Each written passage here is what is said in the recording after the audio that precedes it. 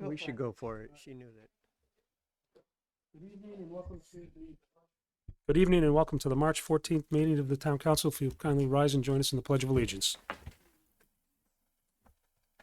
I pledge Allegiance to the flag of the United States of America and to the republic for which it stands, one nation, under God, indivisible, with liberty and justice for all.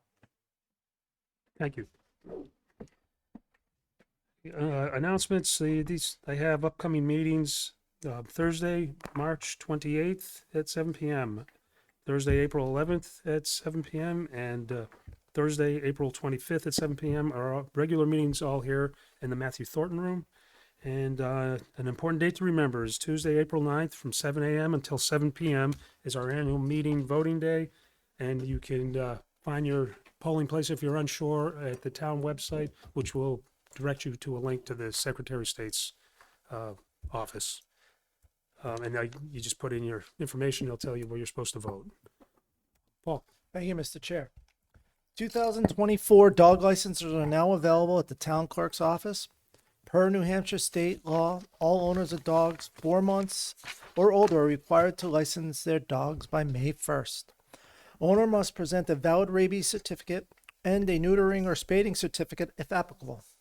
If you no longer have your dog, please contact town clerk's office at 424-3651 so that they may update their records. The first hazardous waste collection day of the season is Saturday, April 20th from 8 a.m. to 12 p.m. at the Nashua Public Works Garage at 9 Stadium Drive in Nashua. The cost is $15 per vehicle. It covers up to 10 gallons or 20 pounds of waste. Cash or check made payable to NRSWMD is accepted. There is going to be a brand new Planet Aid collection box at the Recycling Transfer Center in place this weekend. We look forward to that. Hopefully it can hold more than the donations that have been given in the past. On Saturday, those boxes fill up awful quick. Spring is here, and wastewater treatment facility like residents to know that compost is ready to be sold or given away. For residents with a non-hydraulic dump vehicle, the compost is free. If you have a hydraulic vehicle or a dump truck, it is $5 per yard.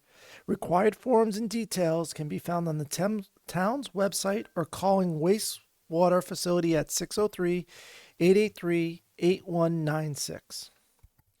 The assessing office would like to remind residents that the deadline to file their property tax exemptions and veterans tax exemption credits is April 15th. And that's the veterans tax credits for new veterans or newly. The one, if you already filed and you had it last year, you don't have to refile again. And finally, come join the Merrimack Parks and Recreation Department next Saturday, March 23rd, for the 32nd annual Easter egg hunt at Wasserman Park. For this year's events, we have 6,500 Easter eggs ready to hand out to each group has specific time slots for their Easter egg hunt. Special needs will be at 10:10 a.m. Ages 1 to 3 will be at 10:30. Ages 4 through 5 will be at 10:50. Ages 6 through 7 will be at 11:10. Ages 8 through 10 will be at 11:30 a.m. For complete details, please visit Merrimack Parks with an S and rec.org or call 603-882-1046. Thank you. Thanks, Paul.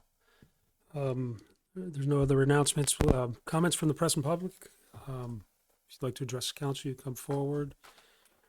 Seeing no one. We have no recognitions, resignations, or retirements, and no appointments this evening. So first public hearing that we do have is is looking for the release, looking for the authorization of the acceptance and expenditure of up to $22,265 from the Abby Griffin Memorial Fund for the purchase of equipment for electric vehicle and lithium-ion battery emergencies for the Fire and Rescue Department, and for the purchase of 3 defense technology launchers, 8 new racks with installation, 12 nightstick long weapon lights kits with rail mounts, 12 Vickers push-button slings for the rifles, and a Rug mill pull-up station for the police department pursuant to RSA 31:95B and Charter Article 8, Section 15. And we're doing these two separately.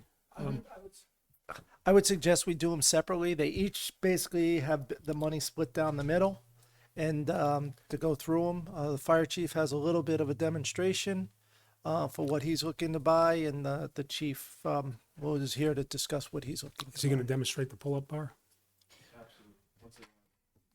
Use your imagination. So Okay.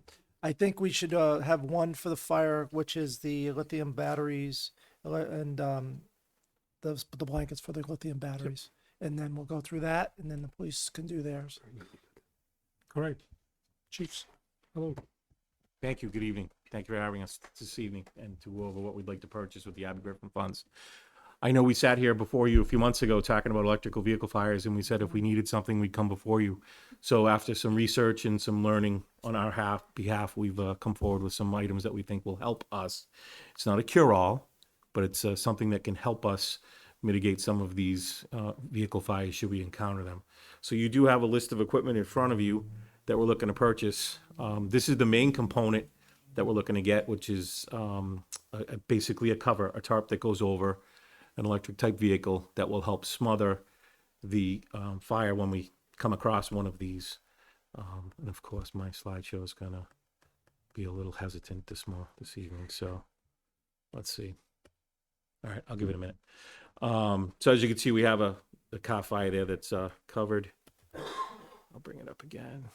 I love technology. I love technology. I love technology. That's all I tell myself. And I ran this like 5 times to make sure this was going to run right. So apparently it's not going to run right. So that's my problem. Give it a second to get by the next slide. But anyway, I'll go on with the equipment that we have. So the idea is for us to purchase this type of equipment to get the vehicle under control, remove it from its environment, especially in the those car garages that are underneath, especially like slate. We like to try to get it out of there because that's going to be a problem for us. So we'd like to try to extinguish the fire, put this cover on, pull it out, and then bring it to a safe space, work with the towing companies, and then bring it to a safe space on their lot so that they can either keep the cover on it or hopefully the fire is now out and we can take the cover off. Some of the other things on the list include some packaging containers. So if we come across one of those, let's say electric bike batteries, those are a little bigger. So we can put it in a containment drum. There's a product, Cell Block EX, which is a non-crystalline granulated material that we can put over the battery and help smother the battery so it doesn't cause us any more issues. The other things that we put on the list were some J-hooks and towing straps so that if we happen to encounter a vehicle that's in an area that we want to get it out, we can put the J-hooks on, the axle system, pull it out. If it's not able to be moved, we can purchase these dolly type systems that we can put underneath all 4 wheels, jack the car up, and then we can move it anywhere we need to move it. So that's the premise behind the equipment we're asking for. Hopefully we can get to the next slide, which is a quick video on how that tarp works. It's not going to work tonight. There we go. Give it a second to warm up. Yeah, it does. Right. Come on.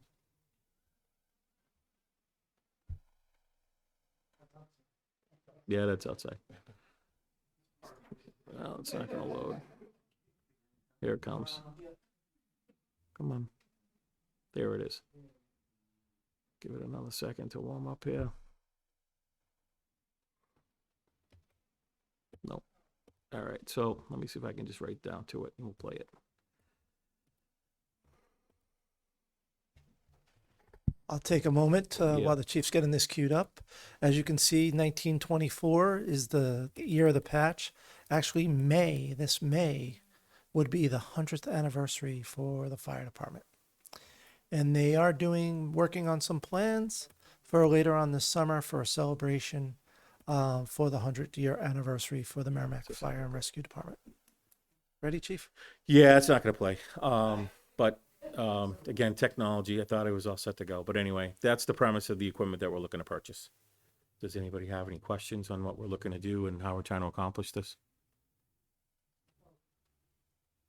So if the vehicle is already engulfed, Yep. how do you get that puppy on there? All right. So that the video certainly shows that. The video shows that, you know, you can pull that tarp right over it. It's designed to take flame impingement, and you can use it to smother the fire and cover it. Our thought process is we can go in and attack the fire, bring it down to a manageable size, or hopefully extinguish it to the most extent, put the tarp over this, and then remove the vehicle from the area that it happens to be in. Our biggest fear and concern is that under garage at Slate on Lexington Drive there. That's our biggest concern, that if a fire was to start, we got to try to get it out of there as fast as we can. Right. At least get it under control, remove it, get it to a safe space, and let it just, you know, continually burn out till the batteries are done, or we tow it to an area where we can just allow the batteries to just discharge themselves and continue to have that chemical reaction and breakdown. And there's more and more private residents doing the electric Yeah, vehicles too, there are so- some private residences as well, and I think we talked about the last time as well, that, you know, if you are gonna have an electrical vehicle at your home, please make sure you have a certified electrician, licensed electrician, install the charging system for your home. Because it's not just like plugging in an extension cord. There is a lot more to it than just that. And depending upon the type of electrical vehicle that you purchased, you may need a high-powered energy system to charge it, or something a little smaller. But please, you know, hire a certified licensed electrician to do that installation if you can. Yeah, and park it outside to charge it. Some are outside, yes. Yeah. Yep. That's why Slade, when I first heard of this, that this could happen and not be able to be extinguished, I'm thinking we have them underneath this Right. place. So I'm sure it's a concrete floor that it's on above it, But but it's still. still everything underneath there. Right, and just the smoke that's gonna be generated from this, you know, while they have a sprinkler system and they do have early detection for us to get notified, it's still a problem. That while that car is going, it's gonna ignite the ones beside it, and then the ones beside that, we could just Right. have a chain reaction until we get resources there to bring this thing under control, so. You know, while it's designed to withhold some of that, it's not perfect. And we did try to work with the design engineers and the architects and the construction people, and they were not really willing to change their plans of having electrical vehicle charging stations under the garage or moving them to the edge. They just, obviously, because we didn't ask for it on the front end for design, it was not thought of. Well, that's a lesson. But we did ask, we did try. Well, So it wasn't like we just if their ignored it. insurance company's comfortable with it, I suppose it doesn't matter. Correct. So So sad, too bad. there, and he's going to be concerned it would be them, I would think. But Yeah. Tom, So, Chief, this looks like great stuff. You're buying two sets of the Block EX and two of the blankets. Yes. Where are you going to put those? Those are actually capable of being stored on the engines. So they don't There's take up. room on the while- engine for these guys? Yep, one on each engine. So there'll be one on engine one on engine two. It's kind of like a duffel bag type sized tarp piece that goes, you know, in the bag, and then you pull it out, unfold it. The video really truly shows what this thing can do. I wish it worked. I'm sorry. I apologize for No, technology. that's okay. I'm just, it looks like a very large blanket and I would Yeah, expect but to it, take it up does space fold in up this. into a manageable component. It does weigh 100+ pounds, but I was you going know, to say, two there's the guys. next question. Yep, two guys can carry it, deploy it, and it's very simply deploy. Okay, and things like the straps and the J-hooks, you don't have that stuff already? Well, they're kind of on the rescue truck now. We only have one set, so Oh. we want to make sure we have stuff for the engine as well as the rescue truck. Should the rescue go out for just a regular motor vehicle crash, well, now if we get another event or another incident, we want to make sure we have extra equipment to manage those situations should we come across it. Okay, and, yeah, I guess that's it. I mean, some of it, like the J-hook and the Hallmaster straps and stuff, seem like more standard type of equipment, not necessarily EV related, but Correct. So we can use them for multiple situations, yeah, not just strictly for this. Correct. and the blankets, are they reusable or is that a one shot? It depends upon the level of damage that blanket and happens to have when we put the fire out. So if you put it on a fully involved car fire, it will damage the lining of that blanket. If we're lucky enough to put it out, move the vehicle out and get it to a safe area where we can take the blanket off and just let the vehicle burn itself out, then we can save the blanket for another application. That's Right. our hope. because they are rather expensive, as you can see. I was gonna say $4,800 or something like that. Yeah, around $4,800 a piece. piece. Correct. Yeah, they're Not not cheap. cheap. Correct. And again, it's not a cure-all. It's a Band-Aid for us to at least get the problem out of causing any more problem and get it in a safe spot. Try to contain it. Yeah, you're not gonna stop it, but you're gonna Right. contain it. Okay. Exactly. Does people's insurance, whatever the proper wording is, does their insurance cover that for us? To be honest, I don't know. We can certainly look into that, that if we, apply this method of extinguishment to a vehicle fire, we can certainly look into charging the owners, auto insurance, but I have no Yeah. idea. I just No idea whether hadn't it's come covered or across not. I could certainly look All into right. that. Anybody have Okay. anything further? It's a public hearing. Yep. Yes, Nancy. Oh, thanks. It's slightly unrelated, but I just thought I'd bring it up at this point. Today in the House, there was a vote related to what the chief is talking about. HB 1332 was relative to prohibiting electric vehicles from parking in parking garages. Oh. And it would have prohibited parking EVs in any parking garage in the state, and based on their weight and all those other things. But on a vote of 221 to 145, it was ITL was determined inexpedient to legislate. So that's not going to happen. But I just thought I'd Interesting. mention it when we're talking about it. People Thank Good you. think about information. Yeah, it'll go to the Senate. So thank you. I'm gonna open the public hearing at 7:19. If anybody would like to address this before the council, you can step forward. Excuse me, did I say the time? Yeah, now you're gonna say 7:19, I 7:20. think you said. Okay, so seeing nobody coming forward, I'll close the public hearing at 7:20. Thank you, Nancy. Pleasure of the council. Oh, Yeah, I'd like to make a motion. please. And the motion, I move to authorize the acceptance and expenditure of funds from the Abby Griffin Memorial Fund in the amount of $11,027.52 for the purchase of equipment for electrical vehicle and lithium-ion battery emergencies for the Fire and Rescue Department pursuant to RSA 3195-B and Charter Article 8-15. And to authorize the town manager to sign any and all necessary documents. Motion by Second. Barbara, seconded by Tom. Any further discussion on the motion? Then I'll call the question. All those in favor of the motion signify by saying aye. Aye. Aye. Opposed or abstained? 700. Thank you, Chief. Thank you, Chief. Chief. Thank you. Good evening. The items before you is a request to purchase some 40 millimeter less than lethal launchers. These launchers fire foam and rubber projectiles. They enable officers to address threats and potentially lethal threats from a greater distance, such as a person armed with a knife, and hopefully just lodging the knife in the person. Could be armed with a firearm, if not making it readily a threat right away. We currently have launchers in our supervisors' vehicles. However, oftentimes our officers arrive well before the supervisors will. So it's been one of my goals to sort of get the right equipment in every vehicle so every officer has a chance to use these and avoid a deadly force situation. So I'm requesting to purchase 3 of the defense technology launchers. They're $1,131 each. And also to upfit the cars with new racks. Currently, our racks are for single rifles. We actually worked with the vendor to develop a dual rack system where the 40 millimeter and the rifle rack will be housed next to each other. So I'm also asking for $4,385 to install the racks and purchase the racks. If there's any questions on the launchers, I'll pause there if you like. So what are you launching with these things? Foam projectiles, 40 millimeter foam projectiles or rubber projectiles. Is that all you can launch with these? You can launch, when we had our low-owned SWAT team here, we also had gas as well. However, we won't be carrying that anymore. But you can launch gas and other projectiles. They have all different sorts. There are certain projectiles for certain instances, like to break glass, you would use a different projectile rather than just a foam tip. Depends on which kind of penetration. But for the simple, someone's armed with a knife, you're in a parking lot, you can create a greater distance. You don't have to expose the officer, expose other people to the threat.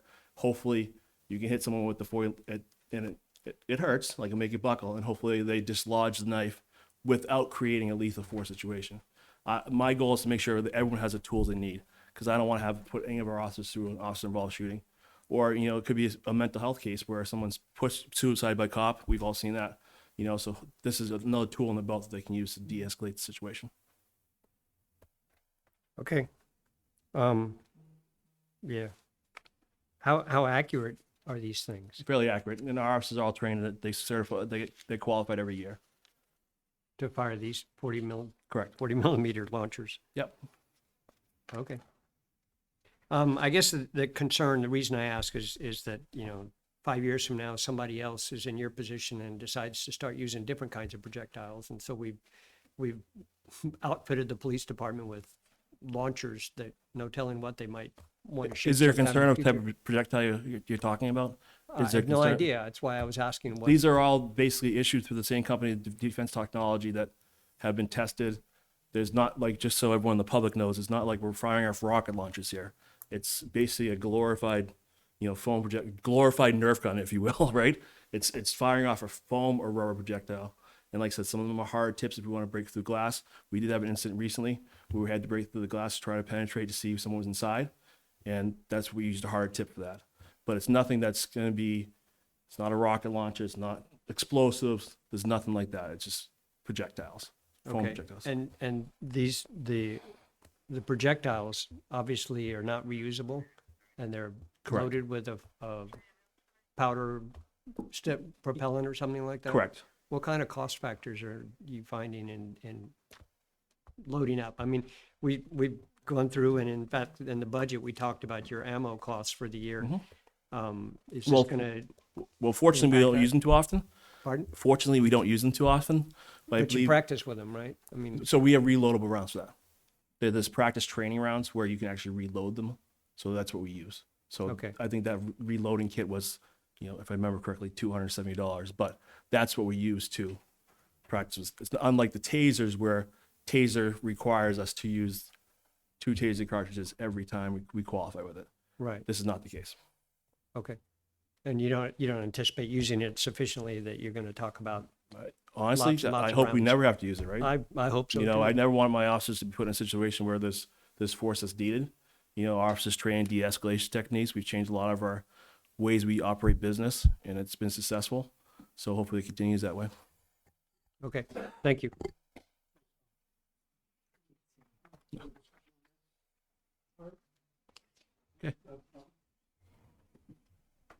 Once they're in the rack, the rifle and this one, the new one,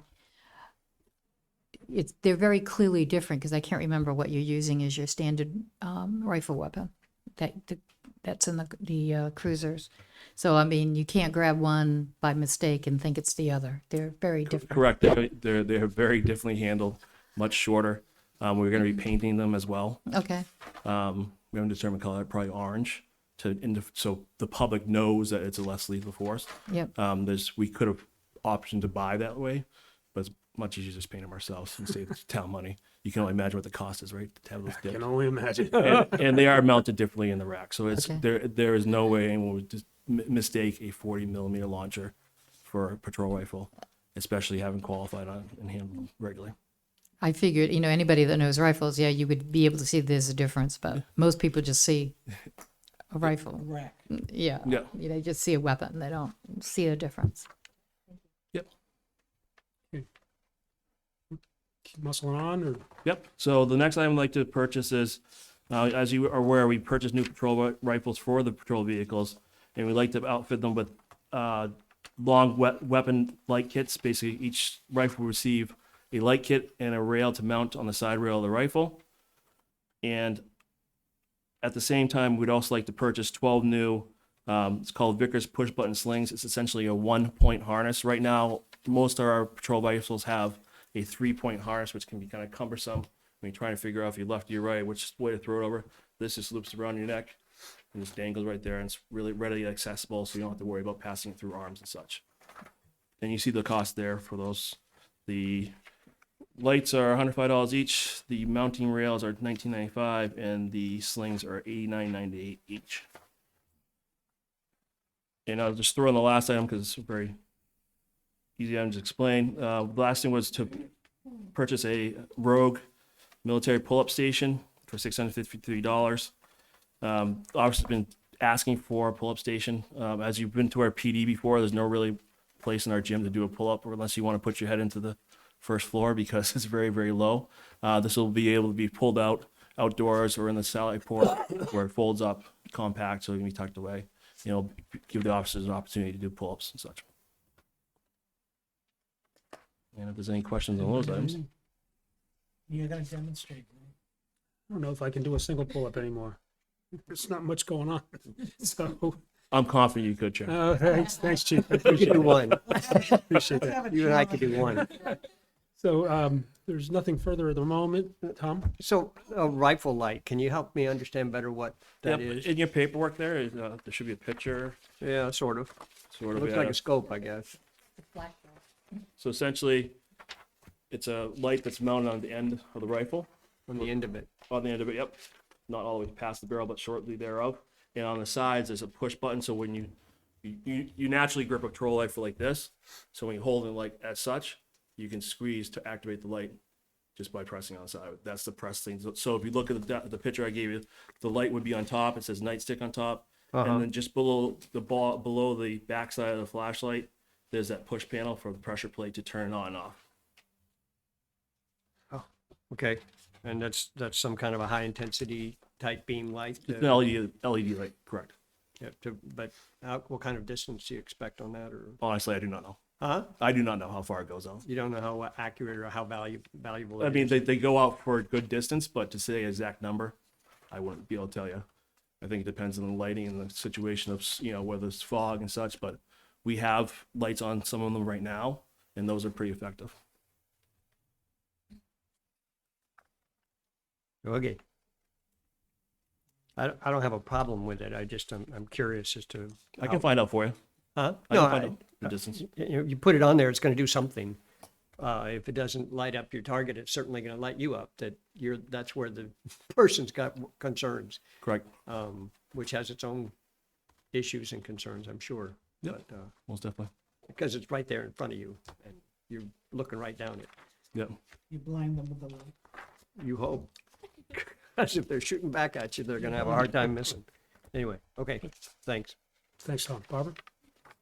So when you have the flashlights on the barrel and they're all hooked up and working, do the targeting lights, the little red dot on the, still work with the flashlight Still on? effective, yes. Okay, It wouldn't be any different than our patrol pistols. okay. All right, is anything further at this time? Then I'll open the public hearing at 7:31. I'd like to address the council on this issue. Step to the mic and seeing nobody, I'll close the public hearing at 7:32. Nancy, I'd like to make a motion. please.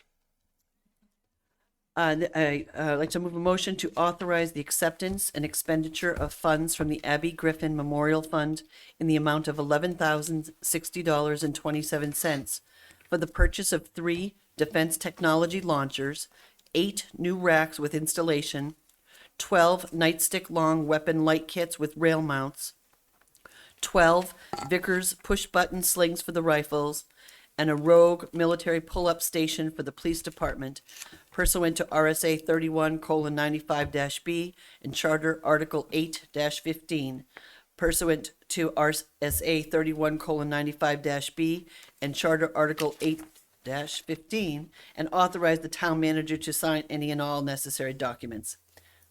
Motion by Nancy Murphy, And I'll make a second. seconded by Mackenzie. Any further discussion on your motion? So now I'll call the question. All those in favor of the motion signify by saying aye. Aye. Aye. Opposed or abstained? 700. Thank you. Thanks, Chief. Have a good night. Chiefs. All right, our next public hearing for this evening is a request for the acceptance of a donation of a parcel of land known as tax map 6E/008 from Mid-Coast Ventures LLC with an estimated value of $16,300 to the town of Merrimack pursuant to RSA 31:95E and Charter Article 8, Section 15. This is more of a housekeeping because we've Yes, this is a housekeeping. If you remember a couple of months ago, the town council voted to accept the donation And by doing that, the company then took that acceptance and formally offered the property to the town of Merrimack. And since it's valued at over $5,000, we have to hold a public hearing for the town council to accept it. So this is really a / housekeeping item of a piece of property that you already are willing to accept as a donation. Great, thanks, Paul. Any questions, comments? So none, I'll open the public hearing then at 7:33, and if anybody would like to address the council on this, feel free to step to the mic, and seeing no one coming forward, I'll close the public hearing at 7:34. And what would the council like to do? Didn't we already accept this? What do we need to do? Basically, just need to accept a donation for the parcel of land, tax map 6-E008 from Midcoast Ventures pursuant to RSA 31:95E and Charter Article 815. So moved. Second. Sec- I think it was a motion from Barbara, seconded by Nancy. Yeah, Murphy, I never do it couldn't tonight. tell, it was a stereo. left side got that one. So, with the motion on the floor, is there any further discussion?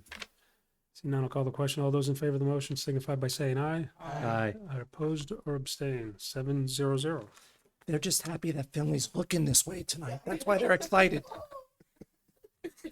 All right, updates from our legislative delegation. Nobody in the audience. Nancy, did you have We already anything? heard one. Thank you. Yes, actually, I've got a few because today, we were in session all day today. So there are a number of things that, around voting and that kind of stuff. But let me just get to the page and I'll try to give you the Reader's Digest version. HB 1146 relative to removal of a voter from the checklist. That was passed today in the House, and that creates a process for voters to remove themselves from the checklist, which I guess is rarely requested. It's usually only happens when you die or move out of the district, but I think somebody thought we needed a process for it, so that has now been approved in the House. HB 1310 was relative to meetings of the supervisors of the checklist. That was passed today as well. That will require supervisors of the checklist to meet at least every 90 days for the purpose of periodic voter checklist maintenance. I think whoever supported this thought that the checklist is a little bloated and wanted to, and susceptible to fraud, so that more frequent checks, I guess, would be beneficial. HB 1369, relative to the verification of voter rolls every 4 years. That bill would purges voters from the checklist every 4 years, beginning in 2027. The Secretary of State was not opposed to purging the voter rolls more often, but didn't endorse the 4-year purge. What is it now? 10. 10. Yep. And then HB 1370 was relative to durable and tamper-proof containers for preserving ballots. This was passed, requires the Secretary of State to replace the cardboard boxes that are currently used to hold ballots with dedicated durable containers that can be readily secured and easily transported. I guess this was prompted by the appearance of the cardboard boxes at many of the recounts, where they were smashed, squashed, and covered in red tape, and lacking the proper procedural steps that should be taken when opening and closing them. And the Secretary of State was generally supportive of that bill. That passed? Pardon me? All of these passed that you Yeah, talked about? yes, yeah, yep. And is that Anybody being talking supplied about by the cost? Secretary of State's office? Well, no, not that I know of. I don't believe it is. Yeah, that wasn't part of the. They gotta send them to us. I suspect they Well, might want us to buy them after they That's decide that's we're what I'm Yep. thinking. They're going to tell us which boxes to buy, like they tell us which boxes Yep. to put the ballots in, so that if we have to send them up The there. ones that the ballots come in, isn't it? Yep. Or those special boxes? It's just the ones that the Yeah. printed ballots come to us in. Maybe they're going to have them and we have Well, to those are return just them. cardboard boxes. Yeah. I mean, Right, but those they happen ballots, I to be think the right those are, size, but that, well, we have different ones sometimes. oh yeah, actually. no, and Yeah. they're different sizes. Oh, different boxes. Sometimes they grab different And that, boxes. yeah, that was. So that's one that we have to look into, because if we have to buy these special containers, it could be a cost. It's gonna be Well, it's going expensive. to the Senate, so past the House, so we still have one more stop before it gets. Does it go to the finance committee? Right. Pardon me? Has finance committee signed off on that, saying I don't have the bill right here, but it was passed 254 in support, 120 opposed, and I'm not aware that there was a fiscal note. So I don't know. I don't have the bill right here. To me, it would be an unfunded mandate. Yeah. But I actually recognize the need for that. Maybe that would be helpful, but I did not support the bill. But I was in the minority on that one. Another one is HB 1569. It was relative to eliminating voter ID exceptions. This bill fundamentally changes the New Hampshire voter registration process by eliminating all voter affidavits for citizenship, domicile, and age. It will allow also a challenger to file an affidavit to prevent a voter from voting. Voters are permitted to contest the challenge in court, but it's not realistic for somebody who's trying to vote is challenged to file suit, have it heard by a judge, obtain the favorable ruling, and return to the polling place to vote, all on election day. There's questions about the constitutionality as it disallows an affidavit for citizenship. And those, I guess, obtaining those documents can cost $500 and take more than 6 months. It also may put New Hampshire in violation of its exemption from federal laws. So I'm not sure where that's going to go, but it was 189 yes, 185 no. And then today there was a cannabis. HB 1231 permitting qualifying patients and designated caregivers to cultivate cannabis for therapeutic use. That was came auto pass, 294 yes, 66 no. That will allow qualified patients and or their designated caregivers to cultivate a limited number of cannabis plants within the therapeutic cannabis program. It will increase access and reduce cost, and it was supported by the Therapeutic Cannabis Medical Oversight Board. And I think that may be it. Oh no, this was an important one for the fire departments. HB 1329, relative to creating special number plates for fire departments. That passed in a voice vote that will allow municipal fire departments to issue special plates to fire vehicles similar to those issued to municipal police vehicles. They said this change would be most relevant for fire vehicles that are otherwise unmarked, especially since vehicles used by fire chiefs and other officials who use unmarked municipal vehicles. And I think. Support an Sorry. unmarked vehicle if you're going to mark it. I mean, Yeah, there's a. Anyway. No, she mean if it's a pool car that we give to the chief. Yeah. He does. It was the police got it, so now let's have the fire department wants it too. Yeah. Special plate. Yeah. And the last one, I promise. HB 1391. This was passed allowing new vehicles purchased in the model year or before to be inspected in the second year after purchase. So new vehicles, this bill allows new vehicles to wait for first inspection until the owner's second birth date after purchase, which could take up to 30 months. And that was 219 in support, 145 not. So I supported that one as well, but, I think that makes sense. and that's it. Thank you. Thank you, Nancy. Did you get any emails from anybody? I didn't even look. It's all right. Town manager's report. In the interest of time, I bypassed my town manager's report. You're very kind. Thank you, Paul. Next is the consent agenda. We have, with nothing to say, right? we have no consent agenda, no old business. First item under new business, the council will consider the acceptance and expenditure of a donation in the amount of $400 from the Friends of the Merrimack Public Library to the Parks and Recreation Department's Camp Scholarship Fund pursuant to RSA 31:95B and Charter Article 8, Section 15. Is it just, It's like what it says. Want to say thank Move you to to the accept the donation, $400 from the Friends of the Merrimack Public Library for the Thanks. scholarship fund. Second. good, thanks. Motion by Tom Koenig, seconded by Nancy Harrington. Any further discussion on the motion? Seeing none, I'll call the question. All those in favor signify by saying aye. Aye. Opposed or abstained? 7-0. Thank you, Merrimack Friends of the Merrimack Library.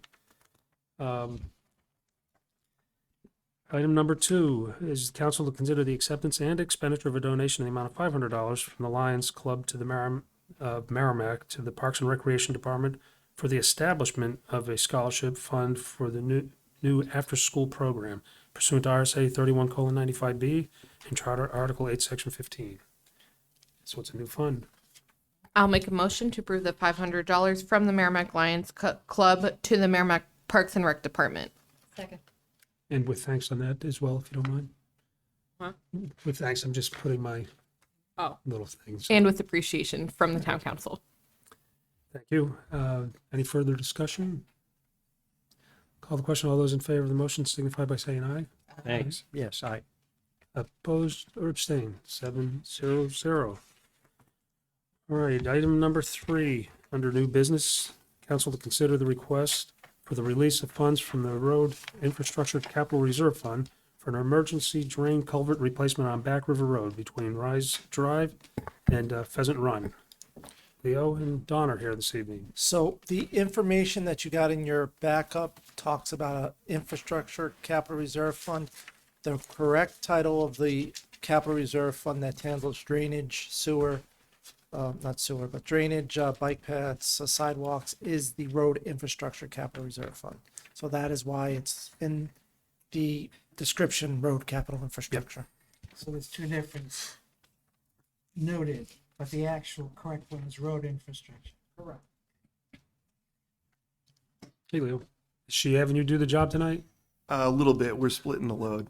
Perfect. I get the easy one though. 2 nights in a excellent. row. I was going to say that's Well, thank you, counselors. I really appreciate this. We'll try to make this as fast as possible. This is a pretty easy one. A couple weeks ago, what had happened was a pothole, which turned into a sinkhole pretty quickly, was found on Back River Road. It's in between Reese Drive and Pheasant Run. Actually, we know the landowner, and unfortunately, the sinkhole was caused by a failure of a culvert running under Back River Road. It's a 12-inch corrugated metal pipe that corroded and just completely collapsed. Our highway department responded and got out to the site very quickly, opened it up and realized that it's deeper than we can handle, and it's actually beneath the water line that's within the water main that's within Back River Road. So we'll need some help to replace this culvert. And the next slide here shows the sinkhole. The sinkhole wasn't that bad. It wasn't very big, about 18 inches long, 12 inches wide, but it was about 3 feet deep by the time we saw it. So it was pretty deep. Right in the middle of the southbound travel lane. wonderful. Yeah. And you've done what? Covered it with a plate or? We put some aggregate in place and backfilled it. So it's just patched right now. Oh, So yeah, yeah, we're, effectively blocked. it is, but we're keeping an eye on it because it is going to continue to collapse in, so it is, that's why we labeled it as an emergency repair. So Yeah, I know the patch looks pretty. They did when they put it in. I don't know what it looks like now. right. Yeah, we're keeping an eye on it. In Yeah. fact, our civil engineer is going to look at it tomorrow. So Doesn't look like we have much choice. Ready. You want to say, Leo? Very good. Just so that everyone knows, I will be abstaining on this because that's my house. And I Oh, don't. that's who we know, huh? Hey, that's who you know, and it does cause flooding because it's part of that system of ponds and creeks that start up around the school and then work their way down to the river. And so, yeah, it's been backing up in my yard. So I will abstain because I don't want anyone to think I voted for it because I'm benefiting from the project. So. Yep, explain. Why I never call town hall about my neighborhood because I don't want anybody to think that I get it for me. Let somebody else call. But did you want to speak to the cost or anything? Or actually, just a little bit. The cost is the full removal, traffic control. We actually do have to cut and replace the section of the water main that's above it to access the culvert. So that includes all of that work. So that's why it's fairly expensive to replace a small pipe. We are replacing this with a 15-inch HDPE pipe, so it's a little bit bigger, but it's also non-corrosive, so we're not going to have this issue again. Right. Very good. Does the water district get involved with the water main? Yes, yep. We have to coordinate all of this with MVD. Wonderful. Yes. And, Yes, and how deep did you say it was? At the catch basin that it runs into, it's about 9 feet deep. So the pipe is 9 feet under the ground, or?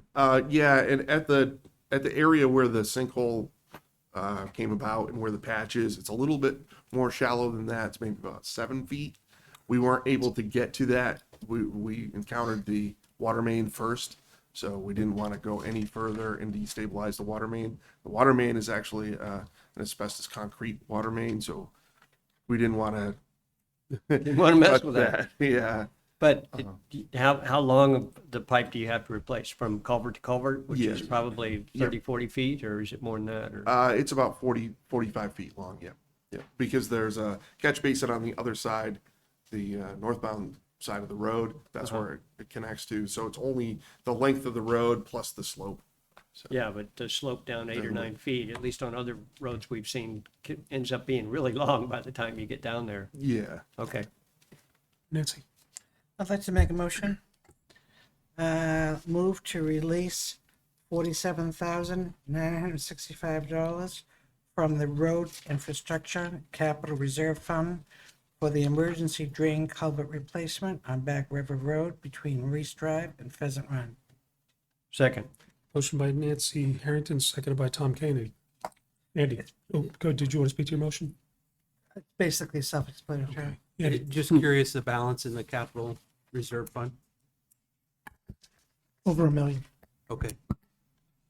Good example of why we save these funds up for unexpected expenditures like this. over the past few years, we've had a few of them. And every year we have between $200,000 and $300,000 for drainage, and this would go against that drainage that we're looking at.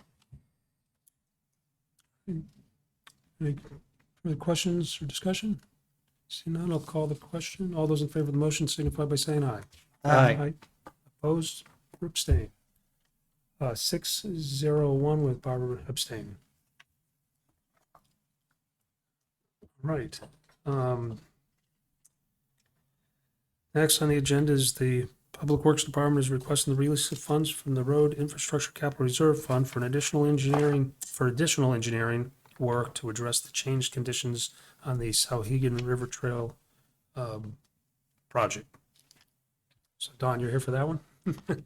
We're going to tag team this Okay, one perfect. I was going to Good. say, because Leo's been out there daily, twice a day, 3 times a day, whatever is needed, depends what's going on. So he has the on-site. I also thought tonight would be a good time to bring you up to date with what has happened on the projects. We began construction in November. So we'll bring you up to date and show you what has happened and transpired and why we're here tonight before you to ask for more money. So this project began back in 2012 as a TAP grant.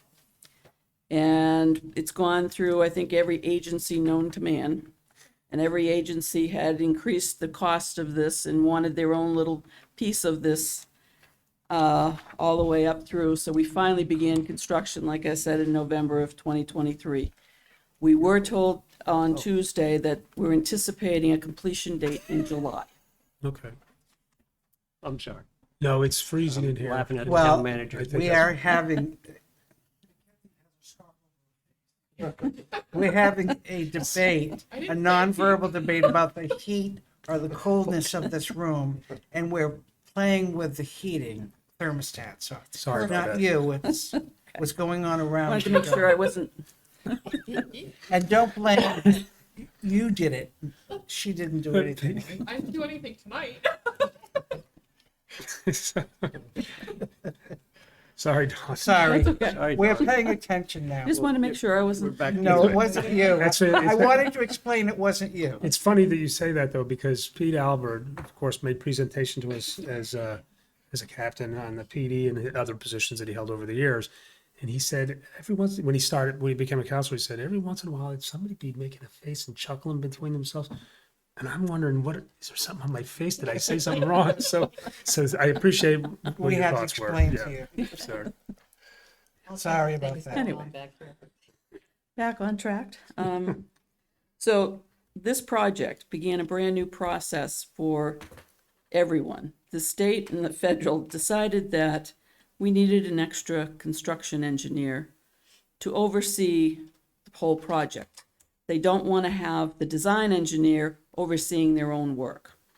So therefore, we have two sets of engineers. That being said, the state knows it increased the cost of the project. There is no doubt. But the design engineer is supposed to be taking a step back and the design is supposed to be all done and they're only there to answer questions, do a calculation, or be at the meetings and make sure that the project as they designed it is moving forward. So they had a very small budget. The design engineer had a very small budget because that's what they were told. And like I said, this is the first time any of us have gone through that process. So it's a learning curve. During this project, during the 12 years it took to get to this point, there were assumptions that were made because they couldn't get equipment down, for example, and do borings across the wetlands. The wetlands people would not allow us to do that. We'd have to have gotten a special permit, more time, it took us 2 years to get through wetlands alone.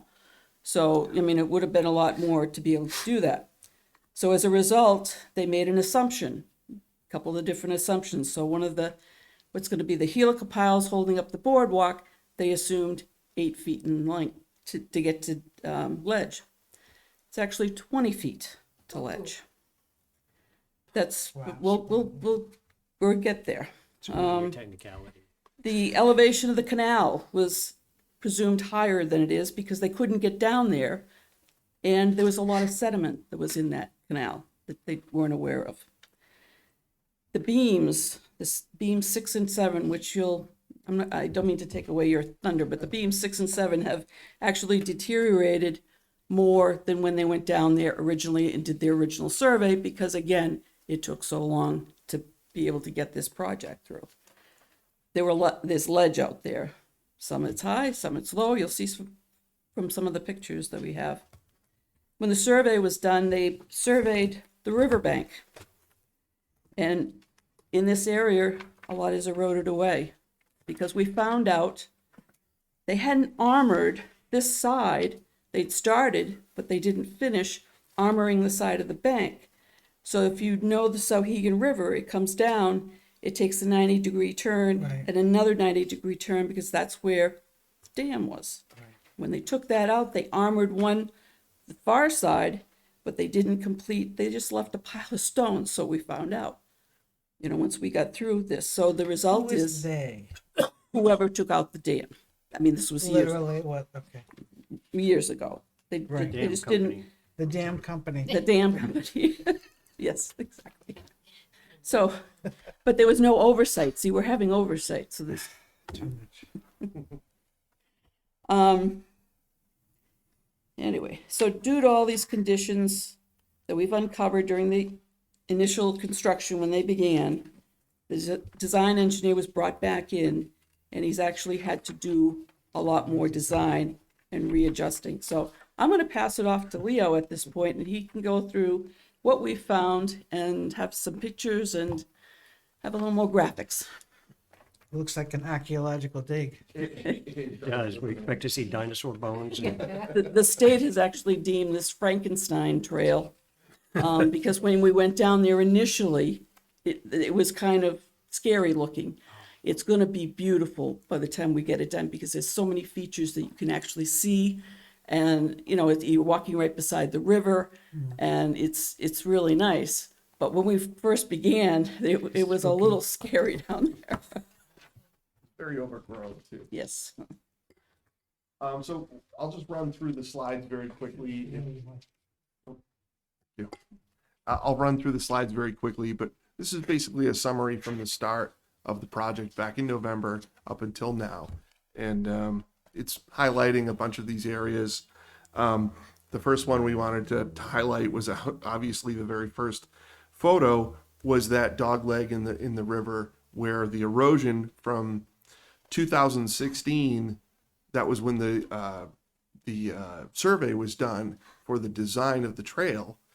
The trail center line would have actually been in the water itself. That's how much erosion occurred since 2016 until now.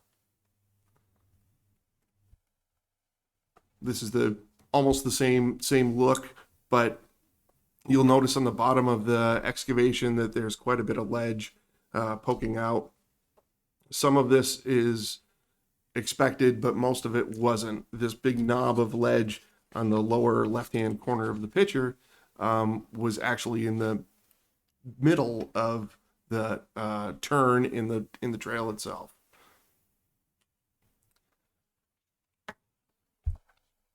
These photos here show very similar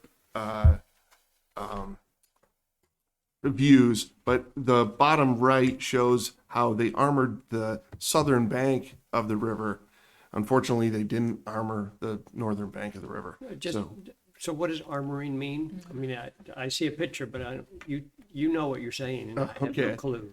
Armoring is just basically a protection method of the stream bank by placing large rocks, riprap, stone of some sort along the slope to keep from erosion from the river. It's typically called scour. When you hear the term scour, that's what they're trying to avoid. And unfortunately, because of the 90-degree turn here, there's natural scour in that area. And actually, when you go down there now, even when the river is not flowing strong, you'll see eddy currents in the river just making circles along the bank. There was more of a bank there before. There was, yeah. Remember? Oh, yeah. Actually, there was a large tree. I noticed in early photos of the project itself, there was a large tree right in that area where we were shown. I think the tree is in the river now somewhere. Yeah. Yeah. Another small change in the plans here, like I mentioned, there was some ledge cropped up. The original route for the trail is where this small slide gate is on the left picture. That small slide gate was actually, we were going to cut a section out to have a doorway through the head gate here. But during excavation, we found that this other head gate, which was just wood slats in place, was right there. So we rerouted the trail a little bit. That way we could avoid cutting the head gate. This is a little figure that was drawn up by the design engineers. It shows the original trail in yellow and the new rerouted trail in the blue outline there. You can see the difference in where that trail, the original trail, would have actually dropped off into the water. Where's the bridge? I mean, is it anywhere? Yeah, the bridge would be all the way to the right. The brown. It's still a couple Oh, okay. slides So you're out. coming Yeah. around back behind the fire station. Yeah, we're just behind the fire station. If you look at the top of the photo there, that's Yeah. the fire station walls in gray. Yeah, we just blew up the area where we're having the problem with the erosion. Well, I was just trying to get oriented. It is Thank you. right, yeah. So, because of the erosion in that area, we proposed a berm to do two things. It's going to avoid flooding of the trail to the best of our abilities. And it's also going to provide that erosion protection so we don't have further erosion into the new trail surfaces. I'm going to get to the other side of the trail where the Chamberlain Bridge is. This was a relatively easy one, but part of the trail goes through the small stone archway of the Chamberlain Bridge. This is the southern abutment on the small arch. Okay, so it's kind of the middle portion of the Chamberlain Bridge. We had in our contract to repair parts of this abutment. You can see off to the left side of the picture, there's pretty big gaps in the stones where the mortars come out. Most of those stones were pretty loose. So the repair was to pour concrete one-sided wall here and basically patch in all of that abutment. The change in this, which wasn't a big change, is we had to extend that patch a little bit. The original contract did not have the abutment repairs quite as long, so they were extended about 6 feet. This is just a picture of that formed wall. Wow. And the repairs there. Now, on the top of the picture, you'll see the some of the erosion and the corrosion of beam 7. And I want you to take a quick look at where that is on the bridge. That is right below the bridge rail. Okay, those stones are very wide. They're about 20 inches wide. But that beam is holding the sidewalk and the bridge rail up. This is a little bit after they started the repair of beam 7. You can see how much rebar is exposed in the beam. Fortunately, the backside of that beam is in very good condition. Most of the corrosion was due to salt that has dripped over the years onto the beam. We do have a repair for this, and we also have a method of keeping that from happening again. Leo, am I looking eastward in this picture? You're actually looking westward. Westward. Yep. I'm not oriented well in my own head right now, so I'm trying to. That's okay. It's not a good orientation. Yeah. If you look at Okay, the okay, bottom, I got you it can now. see through the arch there. Yeah. Yeah, good. Thank you. This is beam 6. It's actually a pretty good picture of beam 6. Beam 6 looked a lot worse. But you'll notice that there's a lot of rusted and exposed rebar at the bottom of beam 6. Beam 6 is a tangent beam. It supports beam 7. So beam 7 goes along the length of the bridge. Beam 6 actually went into the bridge abutment and supports beam 7, the sidewalk, and a very small portion of the travel lane, the northbound travel lane. How's it supporting it? It looks like it butts up to it. Is that? It does, and if you look closely, that's actually a curved wall of the bridge abutment. It's a little dark, and I apologize for this, but that photo, beam 6 actually goes deep into that curved bridge abutment. And right where you see the corroded rebar, that's actually, the corner of that is below the travel lane of traffic. So when you repair those beams, are you really just patching it so that you can't see the rebar anymore, or are you actually doing anything to re-strengthen the beam? There's a little bit more than that. So, Oh, yeah, Okay. they're putting it in. yeah. So what To they'll answer do your is- question right there. what they'll do is actually put up bracing first. In this case, they put up bracing every 4 linear feet of the beams, braced the beams, and then chipped out all of the compromised concrete. So the compromised concrete it turns very weak and powdery. All of that stuff comes out. They do patch the same thing like you said, but before they actually patch that with either a high strength grout or a high strength concrete, what they do is they sandblast all the rebar and get it clean so that the rust is mitigated, and then they'll go in and start the concrete pour. Seal it back in. Yep. In this case, we did something a little bit different as well. Part of the original contract had a column right here at the intersection between, oh, very good idea. Look at that. There we go. Sorry. High tech now. So at the intersection of beam 6 and 7, there was originally a column to be placed here, and it was there to help support the beams. And a helical pile was to be driven into the ground here. There's ledge a couple feet down, so that wasn't going to happen.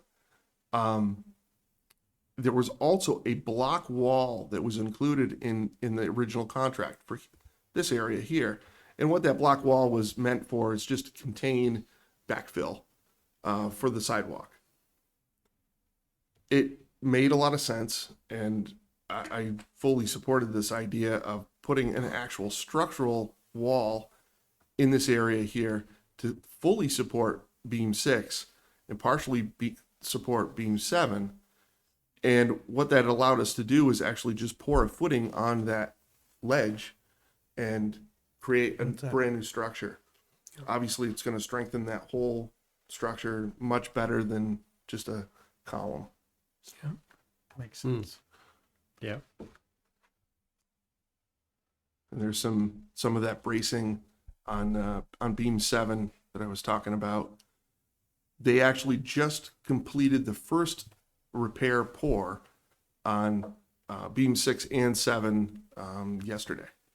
So there's still more to do, but Of course. So this is the backfill behind that wall. This is what they used to call the power canal. And behind that wall is a foam glass aggregate. Its name is Glavel. It's a very interesting material. I don't exactly know how it's made. It's some type of foaming agent and recycled glass. It's in Vermont. They make it in Vermont. They make it in Vermont. I don't know if you remember a number of months ago in Pennsylvania, there was a bridge failure. This place that makes the Glavel actually did all the backfill. All of their product ended up going down there. We ended up having to wait to get our product now that they finished the Pennsylvania. But this is a new product for us. And they went through and compacted Very lightweight. because the concrete walls are quite old. And if we had put a full gravel in there, it would have burst through. So it had to be something that was very lightweight, that could handle the compaction, but still not push out. And the properties of this will not push out on the sidewalls. So just to. Did you say it was because it was a new wall? It wouldn't have handled the weight, or just Correct. Yes, just but 'cause it it was was so new, old, not we set. don't know all of what was in it. So these walls here are the original power canal walls. Okay. And they're of questionable strength. So That's okay. Yeah. Yeah. I thought you meant because of the new wall. Being new, it hadn't set up enough, but you're talking about the original. No, very good. That's impressive stuff. yeah, it was neat to see it installed.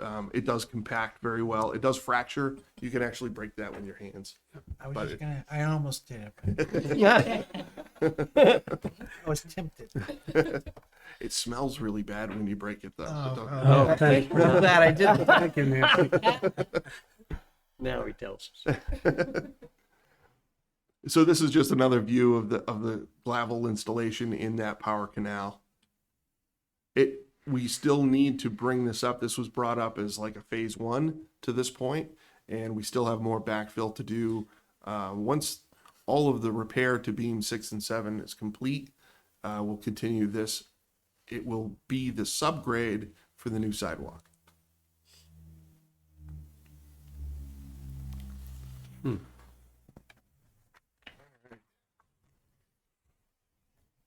My turn again. So we have been working really hard with all of the players to try to keep this project under control.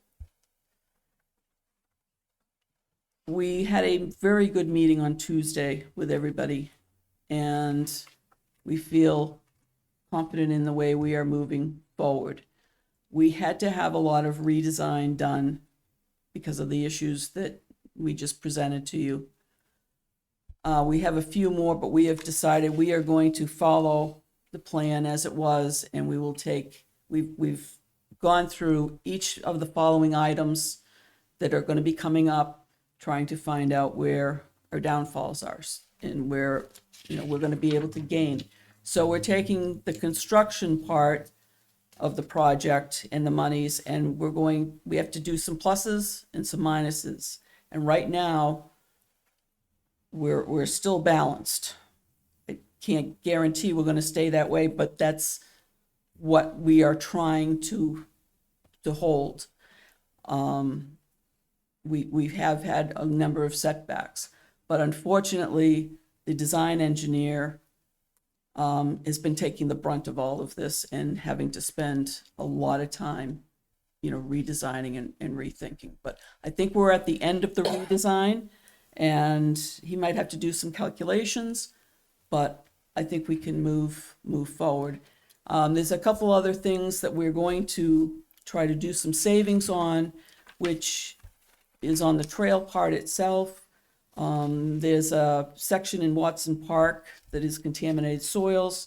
We're going to pull the trail away so we don't have to deal with the contaminated soils, because that brings in another whole new team of people when we get into that. So we're going to pull it away from that. We're going to just fill over and move on. So that would be one. The Helica piles, we're hoping, so they had done some borings on the fire station side. That's where they got the 8 feet from. So we're hoping some of the piles will be, you know, closer to the 8 feet, but the ones that are out in the middle of that wetland area are definitely going to be down probably the 15 to 20 feet. And that's going to be his area of expertise because he's done these before. So when they get down, they torque these Helica piles, and when they get a certain torque, then they can stop going. So until we get to solid material, we don't know that answer. So they made an estimate for what it's going to cost. So we've been trying to offset those costs in other areas without, you know, sacrificing any safety or anything for the public or for the trail. You know, we want the trail to look right. So we're trying to do the pluses and minuses on that. So basically the first round, which was in December, we came up with Amendment 5, which was almost $49,000. We're now up to Amendment 6, which was quickly brought forth because of all the changes.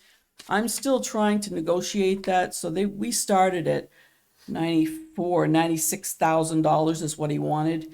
And I came back with 20. I said, no, you're not going to do this. You're not going to do that. And we're going to go this way. And Tuesday, we ironed a lot of that out. We're still under negotiation with the design engineer. I'd like to get that 55 down a little bit more. I haven't gone through his new numbers. We just got them in the other day, and I haven't had a chance to digest all of those. But if you total those two up, this would be the worst case that he's telling me at this point. It would be a total of 104,463. There's an 80-20 split with the state. We still have that split. So we end up, our town portion is $20,892. So the request before you tonight is to release the additional funds for 104,463 because we have to pay everybody first, then we get reimbursed. And it's usually about a 2 or 3 month turnaround time by the time they get through their thing up Concord. But we do get our monies back. So we would only end up spending $20,892, but the state would have $83,570. And like I said, I'm still trying to negotiate that 55 down as best as I can. I don't want to, you know, cheat him either because he's put a lot of time and effort into this. But I also don't want a whole lot of redesign. I don't feel at this point that we need to have that type of redesign. He'd like to do all of this, and it's like, no, we Don't need. enough is enough. And we had a very, very good meeting on Tuesday. We came to a lot of agreements, and then you had a further discussion today on some other items. So we're working it. But unfortunately, I can't make this up under the construction because he's not part of the construction. Tom, could you, I missed it. We were suggesting that with the savings of things that we didn't have to do or were able to cut out, that there was gonna be almost a wash. But there's the 104, so I didn't follow the wash. So, okay, so right now under construction, there are three components. There is the design engineer, so he only put $54,000 Okay. in the original cost because he didn't think he would need to do all of this. Right. So he's made two amendments since 5 and 6. So that's. There is also a construction or a CE engineer out there, and he has a $234,000 in his overall budget. And then the construction, the contractor itself is the construction monies.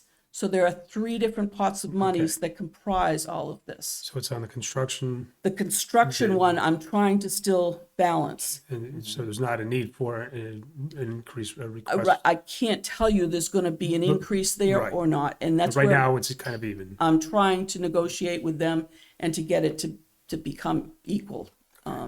As far as the construction engineer, he indicated if it went to August, he would need to have more monies. But we're hoping to have that completed before that point.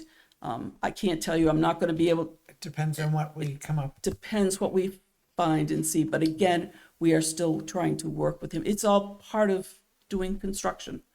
And we're trying to keep our costs down. We don't wanna, but we also need to have the safety for the public and we wanna have a good product when we're done. Nancy? But as monies change, as the cost changes, it's still an 80-20 split. Correct. Okay, so Yes. as things increase, like with here, this is an increase in the engineering, the design engineering. That increase is still gonna be 80-20 split. Yes. Okay. That's important to remember. Yes. Tom and then Nancy. So I want to understand how come there's an 80-20 split. The DOT, I mean, this was supposedly all funded by these TAP grants and everything that we put in place, right? Yes, To- it's an to do 80-20 this? split. The TAP grant is an 80-20 split? Yes. I thought it was a fixed amount of $1 million or something like that. No. This is an 80-20 split. And the state has added For more. whatever the cost is. Well, you remember we took away, when I first came in 2016, I got a TAP grant for Yeah. Daniel Webster. Do you remember? Right, and we That combined. was You took construction. that away from me and Right. you put it over here into this one. Sorry, And then Don. we had to get more. And then she left. That's all right. That project is happening. Yes. And Woodbury already happened, so. Yes. And then the state did give us more. They increased that. We'll still have to go and ask them for all the amendments when we get done. But it's my understanding right now that they're funding 80-20. That's from our, And I would imagine, that, I don't know if it's true or not, but I'm imagining that when these contracts were all put together and agreed upon and signed, the state everybody else had their obligation to accept that. And in that contract, I'm sure, I don't recall reading it myself, but I'm sure there were escalation contingencies or whatever. Right. And so because the state and everybody agreed to it and signed the document, that's why I think it's an 80-20. yes, Okay. and I have I had thought it quote was a down. fixed amount that the grant was for, and that No. we had to make it work within that number, and now you're saying they're due for 80-20. So if it's like you're saying, Then don't take that's awesome. that to the bank, but I'm imagining that's probably. If I remember this correctly, we had some sidewalk repair we had to do there anyways, Anyway. and it was, the sidewalk repair alone was gonna be more than our 20%. And so we voted to agree to the 20% expenditure, knowing that we were gonna get the whole trail for less than what we were gonna have to invest in the sidewalk anyways. Right, because your point during that discussion was that there's about, with the work we had to do, it was like 220,000 and Yeah. 80,000 was going to be our actual out of pocket. Right. It was the 300 and something, but. Yeah. So Paul, did you want to clear that up? So Tom, you are correct. There was, when we first started these TAP grants, it was for $1 million. Don't quote me on that. Give or take, yeah. Give or take. It was $1 million. And during the discussions, the TAP grant was an 80-20. where the million, and we'd have to come up to 20%, which was not 200, it was a little less than that. However, as this project kept progressing and kept being delayed, and then we added more of the other TAP grant to it, we went up to the state of New Hampshire and we started talking to the state. And then because we're repairing the beam 6 and 7 of the Chamberlain Bridge as part of it, so the TAP grant dealt with the walkway, The trail. 6 and 7 kind of was bridge aid. Okay. It was still 80-20, and that's how the money kept on being increased and is being increased. And during this whole process, started in 2013, we've changed construction overseers at the state level. So they are looking at all different pools of money to get this project to work, because there are other TAP grants out there that didn't make it to fruition for one reason or another. So they had some extra money from this community and that community. So they were all putting it together. As Dawn says, she's assuming it's an 80-20. All these amendments go up to the state, and once approved by the state, we will be in that 80-20. If they, for instance, if they say that first 50,000 is a no, then the 50,000 would be on us. But we've been in contact with the state all along, and the person who is from the state realizes that you can't put the trail in the middle of the river now. So he's allowing these change orders and he's all been part of the process, so it shouldn't be anything new. So that's why we feel comfortable with an 80-20 split. He has been out in the field along with us when we go out. He has come to our meetings. Every other week, we have a meeting. We all get together and discuss all of the parts of this project as we're going through. So we're all on the same page at the same time. I can't tell you how many emails a day I get on this project, back and forth, and we're always, one engineer or the other engineer or the state we're all copied. So everybody knows what's going on. So it's a very good communications through this project. To your point, Paul, when does the state sign off on their 80%? This amendment will come to me. It will be signed by the design engineer. I will sign it. It goes up to the state for their signature. Once he puts his signature on it, we give the go-ahead to the design engineer to finish. And basically, that's when the 80-20 gets in, once it's signed by the state engineer. So the state will accept this before the actual work on these Is amendments. done. Oh, yeah, we begin. will not. Okay. Yeah. I We'll know- wasn't we'll getting know. that out of your answer, and so I appreciate the clarification. Yes. Yes. Clear as mud. Barbara. So just a couple of questions. So, getting back to the sidewalk, it's not really a cantilever sidewalk, but the plates. That's still being fixed as part of the bridge work, correct? Yes, it is. And the historical aspect of the construction of the bridge originally, that is still being maintained? Okay, just curious. Yeah. And then when all is said and done, what happens under there? Because as you saw, it's pretty artistic. So what are the plans to, and to maintain it? Wouldn't have thought anybody could get down there, but I guess, perseverance. Remember, they were swimming down there. That's true too. Yeah. There were swimming and there were these. The pig roast. Big roast and everything. And every other thing. There was a lot of overgrowth in that area too. But to get to where that graffiti was, it wasn't let me just go. They actually worked to get to that because we had the fence up. And this could have been between the time that we put the fence up at Watson Park. Because before we received the property, 2007-8, that was wide open. So it could have happened back then too. Could have been Before then. Actually, to answer your question, that's Leo and Dawn and the contractor, and they have a better answer for it. But with it being open and people walking on it, kind of like the other areas where graffiti becomes, people call the town and say, hey, do you know you got XYZ happening?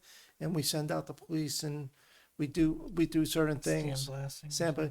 And I don't know how they'll fix it, but if there is a graffiti problem down there, we have trail cameras for the police department that we will put up in locations and actually catch people. I don't know if a lot of you remember, maybe some on the board, remember we had all the graffiti problems at the transfer station? Mm-hmm. And we actually figured out when it was happening, and we put police officers in the transfer station at the time, and we ended up catching them that way through the trail cameras and through details. So if we do have a graffiti problem, we will be on top of it so that it is not, because the worst thing we want is a trail like this, which is in the center of town, to have a lot of graffiti. Now, to anti-graffiti paint and getting it off. It's not in the plan, to my knowledge, right at this point. And if I have some extra monies by the time I'm done, we'll have to address it. It's the least of my worries right at this Yeah, Right at this yeah, you moment gotta in get, time. you gotta Yeah. get through everything else, and Yeah. if worst comes to worst, black paint. But yeah, but what's there right now is being covered over by concrete. It's the other. Most of it. Most of it, a big chunk of it is behind that one-sided wall or whatever. And so you've got a nice surface that they can graffiti, but then you could repaint it black or white pretty easily. That's what I was thinking. Might be a good scout project. Once a year. Okay.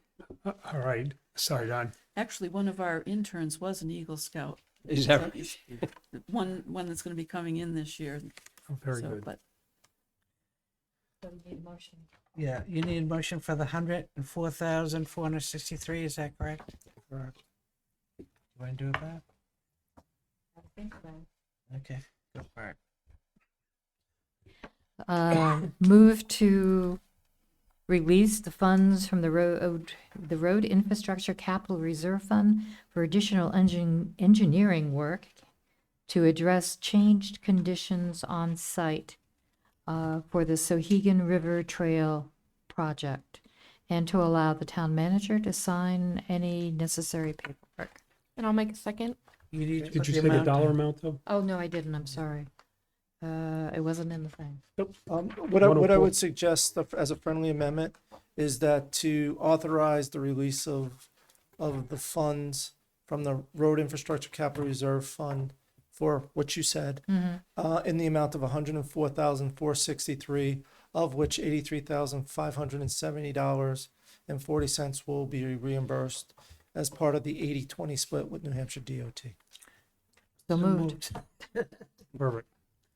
And Mackenzie, motion by Barbara, seconded by Mackenzie. Any further discussion? Call the question. All those in favor of the motion signify by saying aye. Hi, Opposed or abstained? It's 700.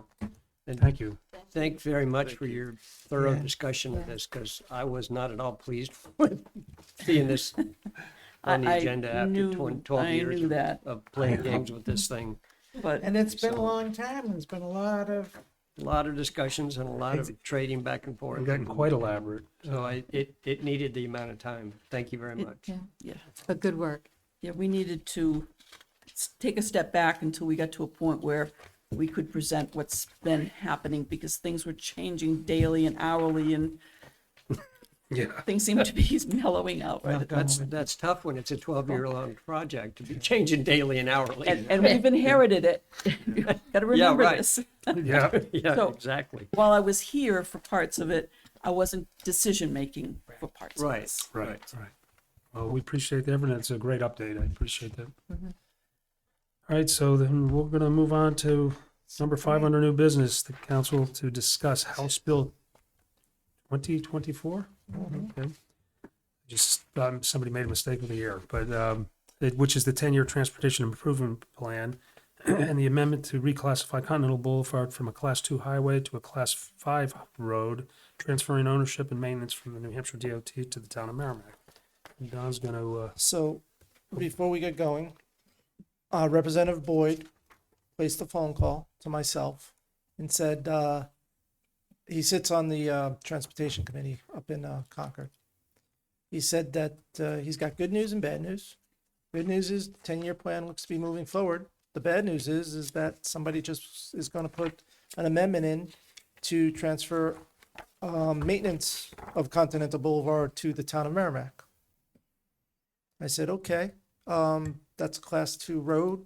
How are they going to transfer maintenance?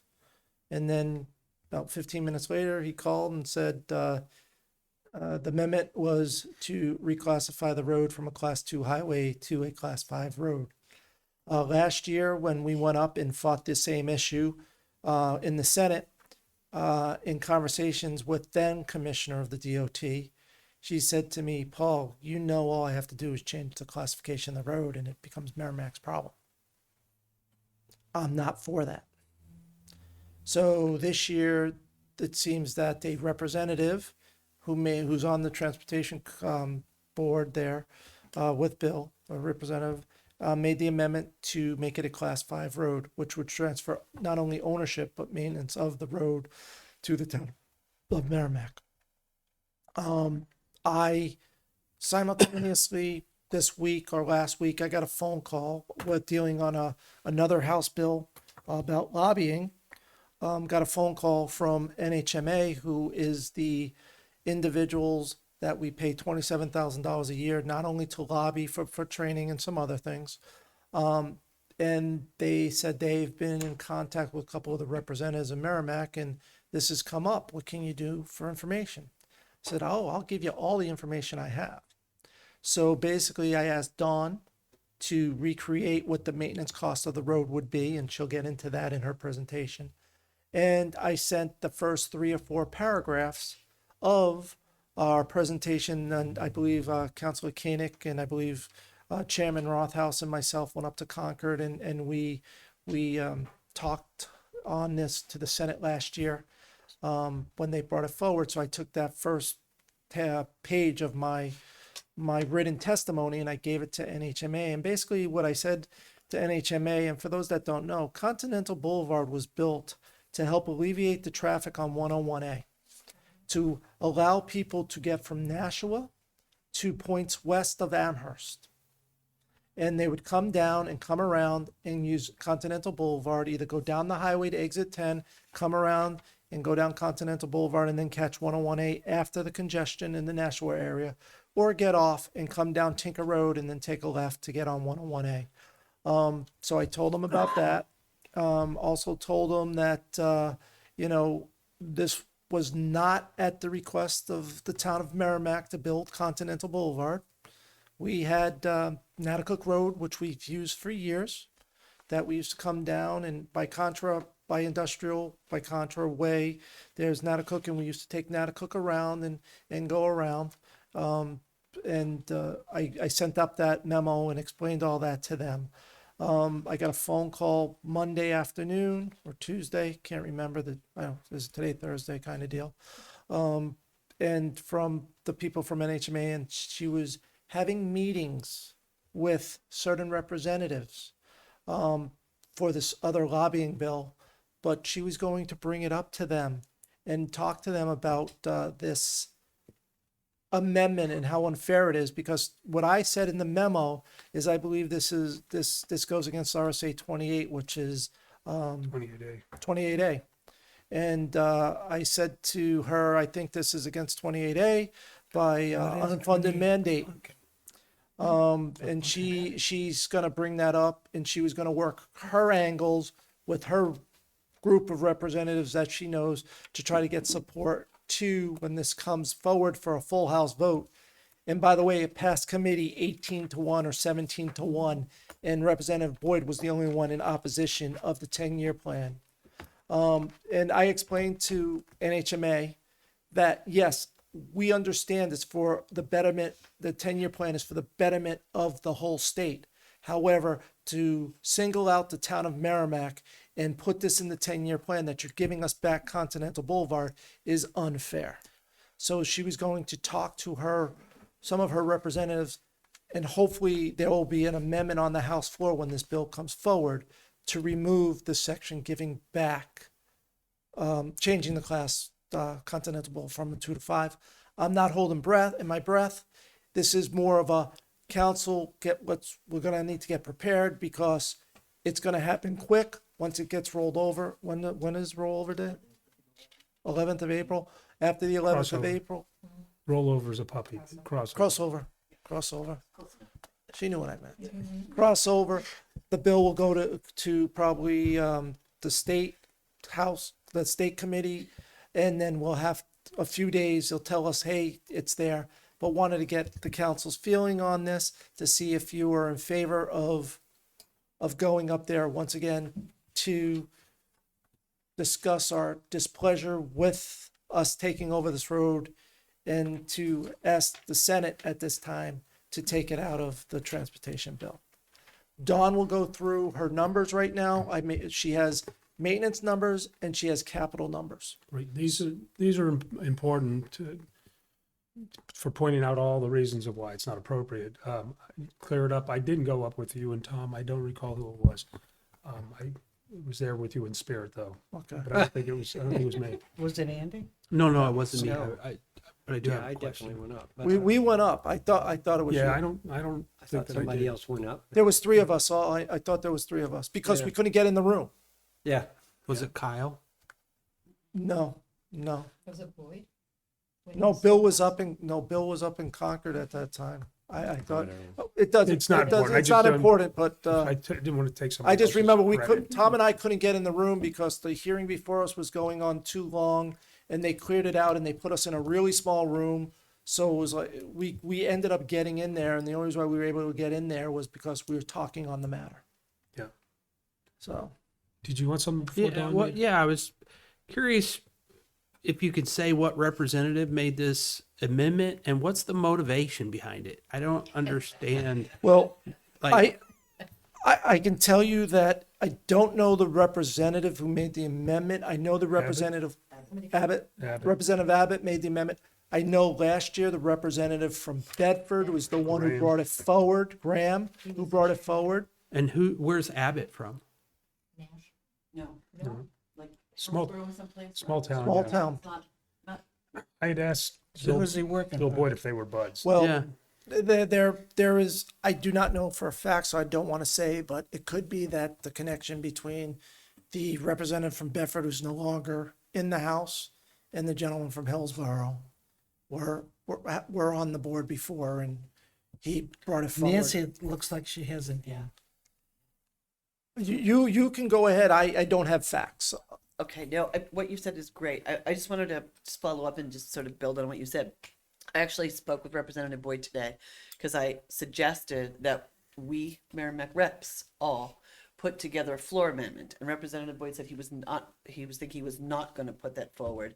And I get it. I mean, there's a rationale for doing that, and also the fact is, even if we do it, ultimately, the Senate. I mean, there are a smaller number of people, and really, sometimes what happens is people just decide to devote all of the Concentration there. concentration there.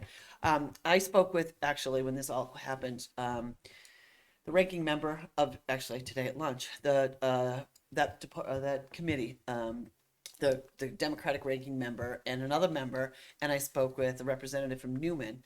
We had quite a discussion and just, expressed my displeasure why Merrimack seems to be, the every turnpike has been, we've paid tolls forever for that, and tolls are user fees. And anybody from the Massachusetts border to Merrimack are using the tolls with no user fees, and that alone should should never happen. But so much of this happened when we shut down the tolls, so we were no longer a funding source for the Department of Transportation. Is that retribution, you think? That, I think, in combination with a recent expectation that we've asked the Department of Transportation to adequately and appropriately use brine so that another one of our wells don't need to be replaced. And the response, we had a number of meetings over the last, 8 months or so, around that. And, we were told we'll do our best. And we said, well, your best isn't good enough anymore. we're not asking you to purchase new things. We're not asking you to hire new staff. We're just asking you to, and I think it was Barbara suggested at one of those meetings, just really to realign your staff. I mean, just send the truck. And because we said, our community has, the state has allowed polluters to come in. We've polluted our drinking water. We're paying for that. The state Department of Transportation has polluted our drinking well, and we're paying for that. And now you want to dump this on us? And what I'm hearing as the reason that, well, you guys wanted the exit for Fidelity. And we said, Merrimack, there are employees maybe that work for Fidelity, some, but that's a Fidelity benefit, for the employees, not for us. I know Bill did his best on his lonesome in that committee hearing, and the committee wasn't too happy with, I think they're just used to dumping on Merrimack. And it's also very heavily weighted with national representatives on that committee. So I did, in my conversation, suggest, you guys are always asking for everybody to support commuter rail. But, you want to kill us with the tolls, you want to dump us. I said, this is an unfunded mandate. And, well, is it like a big deal? Yeah, it is a big deal. I mean, pretty much those weren't the words, but they don't see it as, what it's going to cost. I said, so now we are additionally burdening the taxpayers again for a road that and what's going to happen is with this, if you do it here, where else are you going to do this? So other communities should be whatever. So I also requested this morning, I met with the Democratic leader and I asked, I met with our senator yesterday, and we're have a meeting scheduled. So when this comes to the floor, I know some of us, and it's really a difficult choice, but there are good things in the Department of Transportation 10-year plan, but some of us will not support the 10-year plan if this happens, and they don't want that to happen. I spoke with Representative Mooney yesterday, and we spoke about, the Senate maybe being the place where a lot of this can work itself out, and she did remind me that the last time this whole thing happened, the speaker replaced Representative Graham, I believe, on the Committee of Conference and sat in himself and not with, maybe it was the deputy speaker, for that specific reason to remove that. So all of this can still happen. So I just wanted you to know there are, we're still trying to figure out whether or not it makes sense to do the floor amendment here or to work with, so it's sort of convoluted, but. Oh, very good. Barbara? Yeah, so I went back after, because I had gotten a call from Representative Boyd and Representative Healy that this was like beginning to happen, and I missed most of the conversation, so I went back and watched the tape from that committee meeting. And what seems to be like, what brought it up all of a sudden? Well, it seems to be the turnpike portion of the DOT committee, of the highway committee. And they're worried, or my impression was they're concerned, because the repaving of Continental is due in 2025. So even one of the board members had suggested, well, how about you just go repave it and we'll give it to them in 2026, trying to get us out of that burden of the repaving. And that got shut down. So what I gathered was the Turnpike Committee is looking to save money, and one of the big expenses that they seem to be meeting up with is Continental Boulevard. I think for me, what we have to prove is that it really doesn't fit that it is a road we should have, that it in fact is for the state to get traffic off of They 101A wanted and onto the highway. And I think Dawn's numbers and things she's going to speak of momentarily will answer that and be the path that we should rightly take. So if you want to speak to those numbers, Dawn, and whatever, whatever you plan to go through, I'd love to hear it. So, thank you. First off, I want to begin with, everybody says we're taking back the road. We never had that road. Right. We are not taking it back. I wrote that in my thing originally, because I wrote a letter. And what I've done tonight is presented that letter in the PowerPoint, so you can see it a little bit better. But I went back after thinking about it, going, we never owned that road. It's always been the state. So we're not taking it back. They're putting it on us. Yep. So I just wanted to make that distinction, because that's the way I was thinking also, but it's really not true. So to give us a little bit of orientation for where this section is, on the left-hand side, you'll see that red line that comes down, that is 101A. Continental starts at that point. And what their section they're talking about is from 101A all the way out to industrial, which is on the far right, and there's just a piece of it going south. So that yellow line is the section of Continental that is under state control right now, and it is theirs. From industrial down towards Greeley Street, that section is under the town of Merrimack. And the state didn't have that, as far as I know. We got that section, and Always have. we've always had that section. So, We always had all the way up to Camp Sargent Road. Right, I mean, Well, Camp Sargent Road Right. was the road. and that technically, in that industrial road intersection, Goes in here. there is a island that goes down towards Green Street and Camp Sargent. It's at the end of that island is where the end of the state limits are. And it's a limited access highway from that point all the way out to 101A. And a limited access means you only allow so much coming on to that. Unfortunately, there was one subdivision that was done. The state allowed that subdivision to have one driveway access because I reviewed that plan. My first thing is like, they can't do this. But the state had allowed it. They had, when they put this through, they had made that provision for that property because it would have been landlocked. They couldn't have gotten to it any other way. So that is the section we're looking at. It is 12,835 feet long, 2.4 miles when you do the math out. Just to give you a little perspective of how big, how much we're talking about. You also have to understand that it goes from 4 lanes or more at the intersections down to 2 and then back to 4. So it's a very variable width throughout the whole area. They're 12-foot lanes, 10-foot plus shoulders. I mean, it's not a small road. So, next. So I went through and we have different types of maintenance that will need to do on that. So I tried to bring it down as much as possible. One's the drainage maintenance. Obviously MS4, this is in the MS4 area.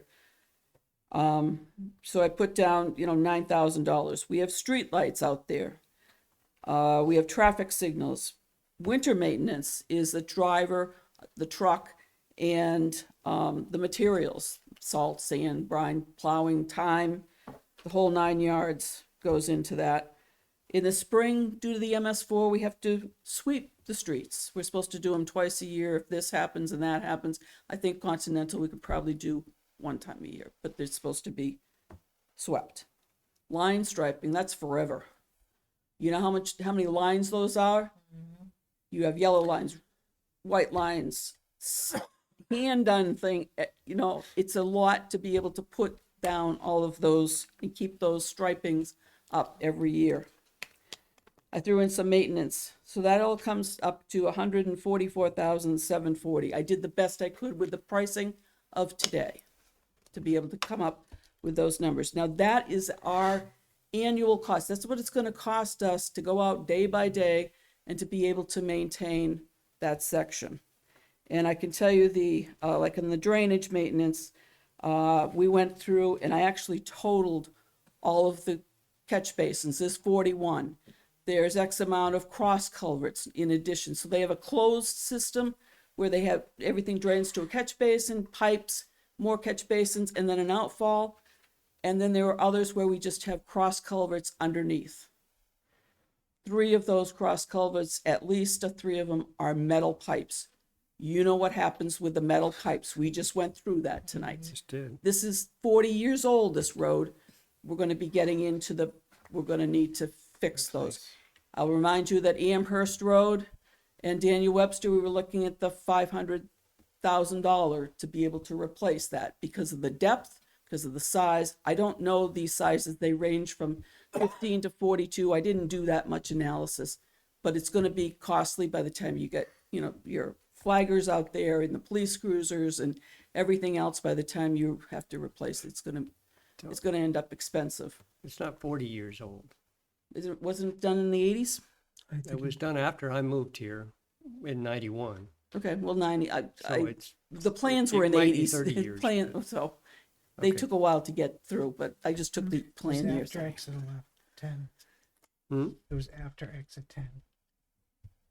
And I think they did it in probably. phases, didn't, No, the the, plans well, were done in, it was very strange. the Anyway, chunk from Thornton, from Camp Sargent down to where Natticook Road intersects.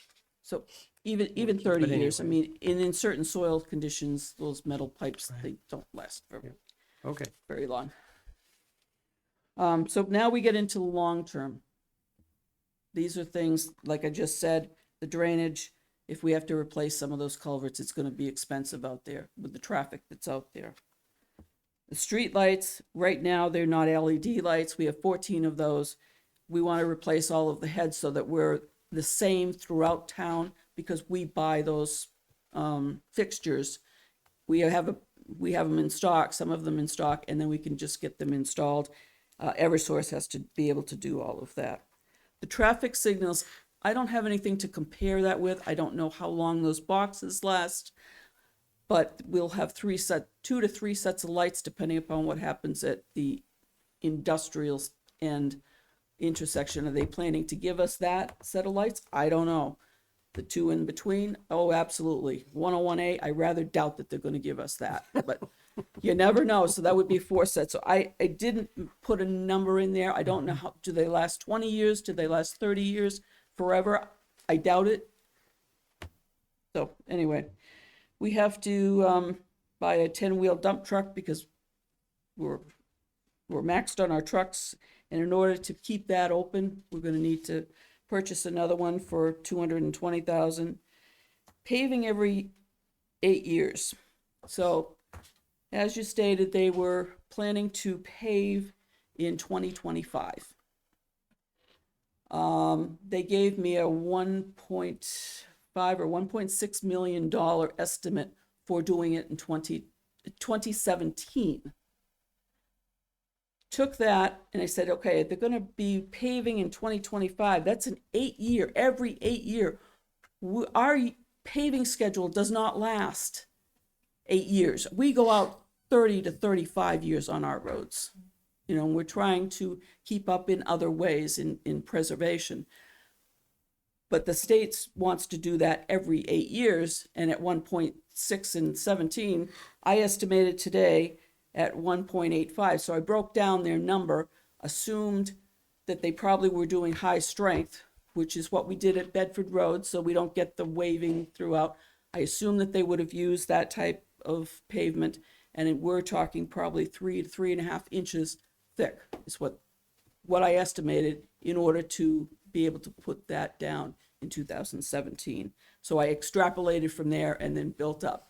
So this is a 20-year plan. If we did it every 8 years, that's 2.5 times the cycle. So we're looking at 4.6 million.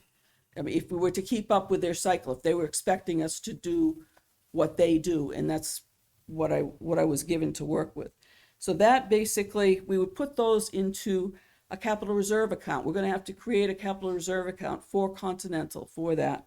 So we're totaling $7,322,800 every 20 years. So on an average, every year, we will have to put $366,140 away just for Continental, just to be able to keep up with the maintenance as they have it.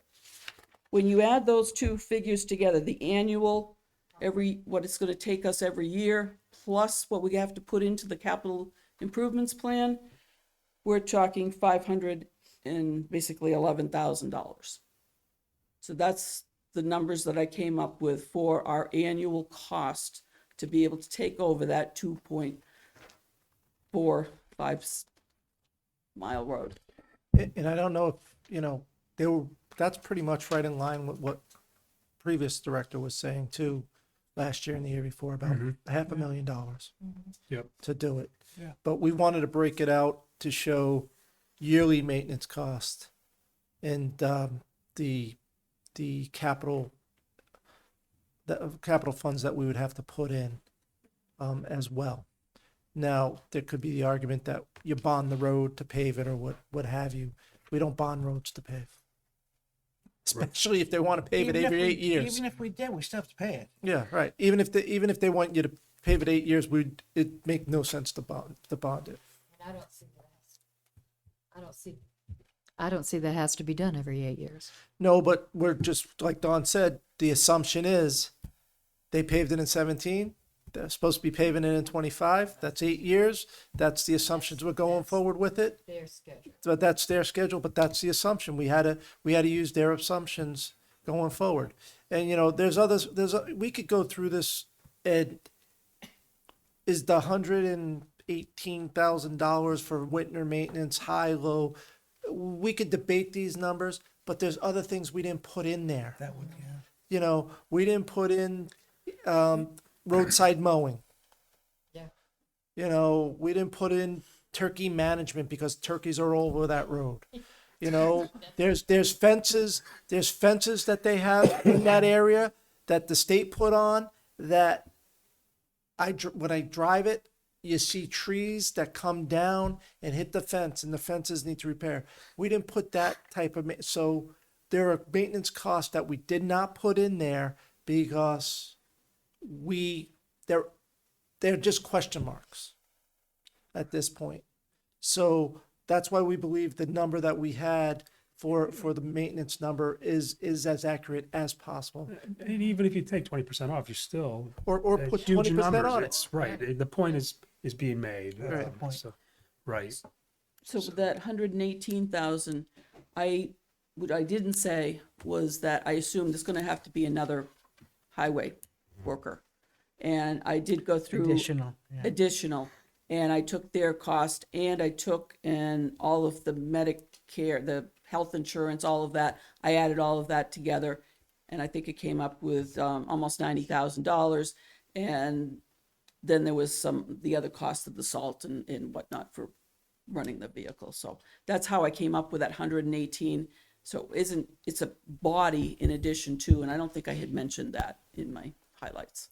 But the other thing you got to remember too is in the next couple of slides, once you see the traffic counts, these traffic counts on Continental Boulevard, we don't have these traffic counts on any other of our roads. It's not Merrimack. So go ahead. So I did the next section, which hadn't been really looked at before, because one of the comments that I had heard was that, oh, it's all Merrimack residents coming down onto Continental. It's all of you. And I'm like, no, it's not. So I went to my friendly NRPC people, and they had been doing, and I knew before I had left last year that in 2022 they had been working some traffic counts. So I'm like, who's put this out? Who's put that out? As I'm driving down the roads, I'm like, why are we doing this? So it was NRPC that had done it through the state. I like this graphic a lot. And this is from them. 101A is down on the bottom left. You can see it's kind of curvy around there. And you'll see these big purple blobs. And you go over to the legend, and the legend says 25,000 to 50,000 cars a day on 101A. When you click on those little buttons, it tells you how many cars. We're looking at 35 to 38,000 cars on 101A. That's what they're trying, and that's what they were trying to relieve. Continental runs, it's kind of fainted, and I did my best to try to get this darker, but it didn't work. So you'll find there's actually 3 spots, and they always do this control numbers in the same spots.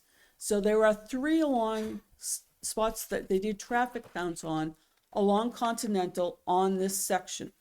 One is right off 101A. The next one is just past Natticook on the east side. So that tells you how Natticook plays into account. The next one is way up further towards industrial. So you can see what's coming and going. One of my contentions has been, well, you can see those 3 dots, and they are the next purple one down, which is 15 to 25,000. So Continental right now has basically the 15 to $16,000 through the main part of it. Cars.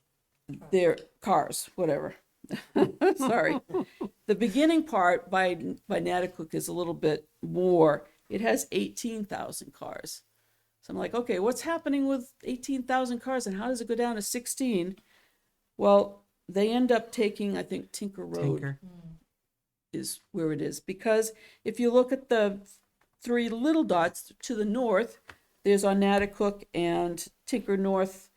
We're looking at 3,600 cars on Natticook, so I'm presuming sense. people come down, get onto 101A, whatever, to go out, to go to work or whatever. And then this is 19, on Tinker Road North, it's only 1,942. Those numbers actually had gone down. But if you look at Tinker Road South, you got 5,500 cars going down there So that's, yeah. in a weekday. So Right. they're coming from 101A. If they want to go to Nashua, That's they'll right. come down that way to You avoid go all the that way. lights. And then either get on the highway or do whatever they wanted to And your do. GPS takes you that way certain times in the afternoon. It definitely does. Mhm. So, yeah, when you get off exit 8, I mean, I do it myself. I bank Tinker Road, and so I agree with you. That's why those numbers are beefier on South Tinker. But you can, and you also have the movement of going across Continental on Tinker. Right. Yep. So they're not even making the turn. I have no way of knowing. I didn't look at traffic turning radiuses and anything of that nature. Industrial, you'll see, is down to 10,000. And if the next slide will, so I looked at 2 different sections or sets of numbers. I eliminated the ones that were during COVID. So I went back to 2010. The first 4 columns are 2010 numbers.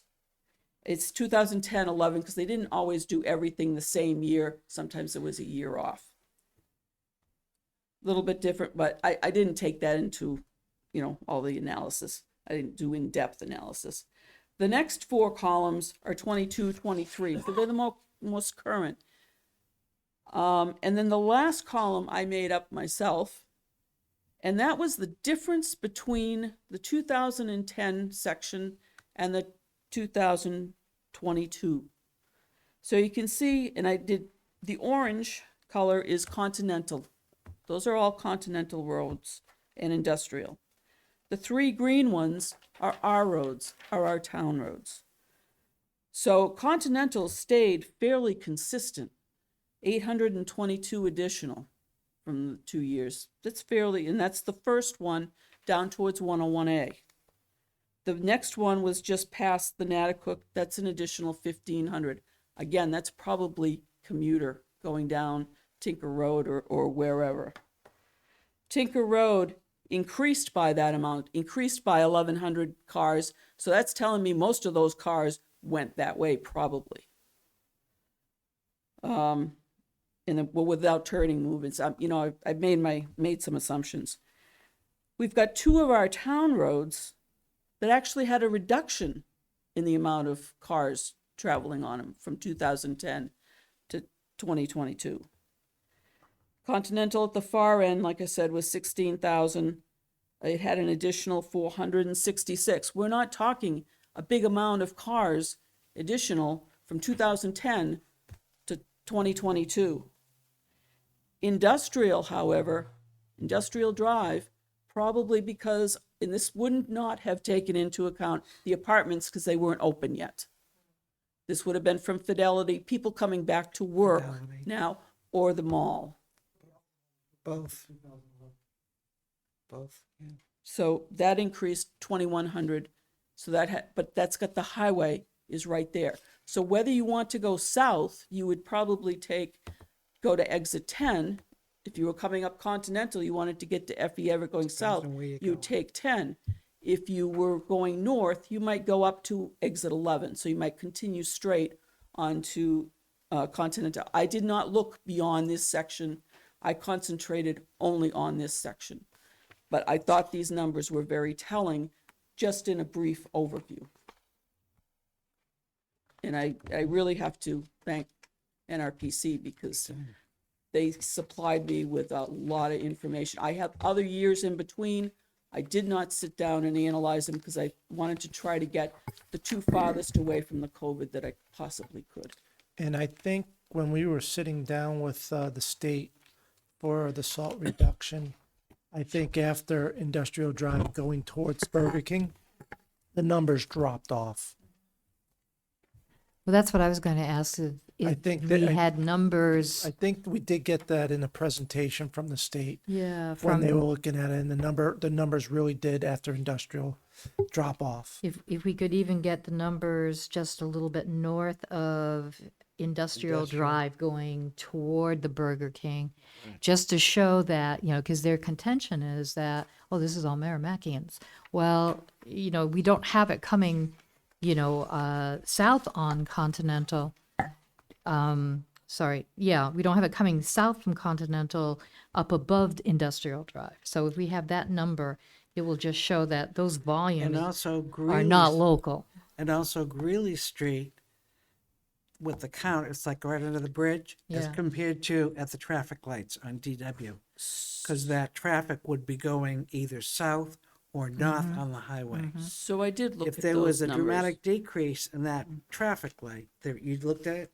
I did look at those numbers, and they're from 2022. So Wire Road was, in, hopefully I can remember these all straight, it was like 14,000. Coming over the Chamberlain Bridge area was about 15 to 16,000. By the time we got down to Daniel Webster at Greeley Street, we were talking 18,000. So that was the progression, and the dots got bigger as you're coming south. Right, but if you're looking from Continental Burger King and take it into Greeley, my assumption is a lot of that traffic, because I live there and I see it going, a lot of that traffic is coming from Fidelity and Pennachuck and getting on the highway going north. So my question would be, they may not have them, but is it one at Greeley Street and then one at the traffic light? Because my assumption is there's a lot of turning off. There's a lot of information in that area. There is That more would be information. validation that a lot of the traffic that's coming down Continental is in fact going to exit 11 and going north. Yeah, And the only way to reflect that is the difference. we just have to be careful because, as you know, exit 11 is the bypass. Everybody on a Friday afternoon gets off the highway because it's jammed packed and they want to come through Merrimack and go left there or go right at the traffic light. The best, I think what the good number would be is to see what the number is just easterly of industrial, because we could tell what the drop off, because the Fidelity, that's yeah, exactly my that's where we point. need it. We need it there.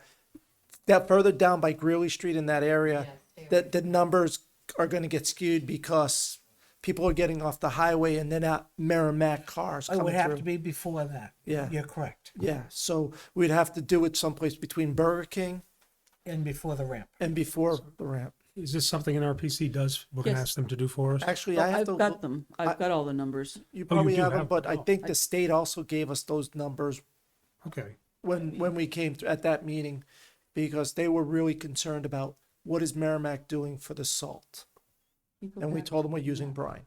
Yeah, so I think for me, this is perfect ammunition to make our point, whether or not they care, it remains to be seen. So this map is live.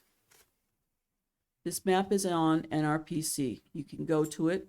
You click those little dots and all the way up through. There's a multitude of I them. mean, live, like reading constantly, they have markers out? They update that constantly. You can click those little, and it will bring you Interesting. up. So we could take a look Okay. at some. And you can also I can't look sleep at the past years. So you can, actually, it'll bring up an Excel sheet and you can look at all the past Interesting. years. So Very I good. can supply you with the information, or you can, it's fun to play with this thing. And don't forget, and the big thing that another point that we didn't make is that the state is improving the traffic light at Continental Boulevard, making 2 right-hand turn lanes to go Pennachuck and Continental, That's 2 right-hand turn Increasing the lanes flow. to increase the flow to get people off of Continental Boulevard and Off out of towards 101.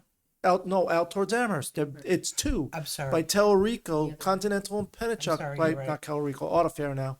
They're making 2 right-hand turn lanes, and that's that project that they came here and they wanted to make 3 lanes going north and south up to Railroad Ave.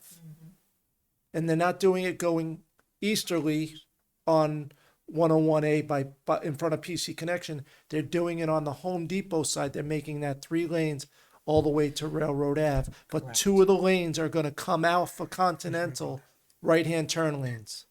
So we're actually hosting 3 lanes there right now.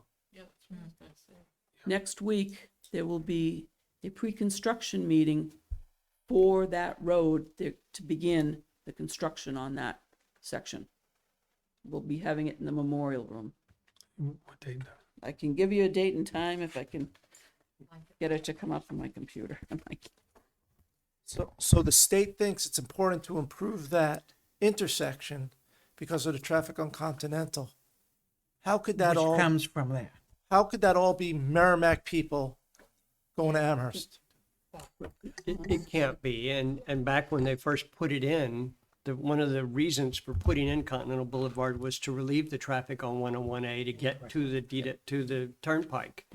And the fallacy of that was they had all these tolls there. Nobody wanted to go get the toll just so they could go back south. And they go ahead and go down 101A and they deal with the traffic lights and avoid the tolls. So it is ridiculous that they suddenly decided that this is Merrimack's. Right, and Joy and- historically, and Exit 8 came in to serve the same purpose that Continental That's Boulevard correct. came in. It's exactly the same thing. It's to get traffic off of that 101A and onto Yeah. the highway. And that's exactly, I had made those points in my overall letter. And the pre-construction meeting will be held on Tuesday, March 19th at 10 a.m. in the memorial room, What time again? 10. The state sent us So an that's for the invitation. 101A project? Mhm. Yeah. So that means they're imminently getting closer Oh, to yeah. actually constructing. Is there anything, we don't have to approve or anything related to Oh, that? we've already paid our monies. I think it was under 10,000. We have sewer.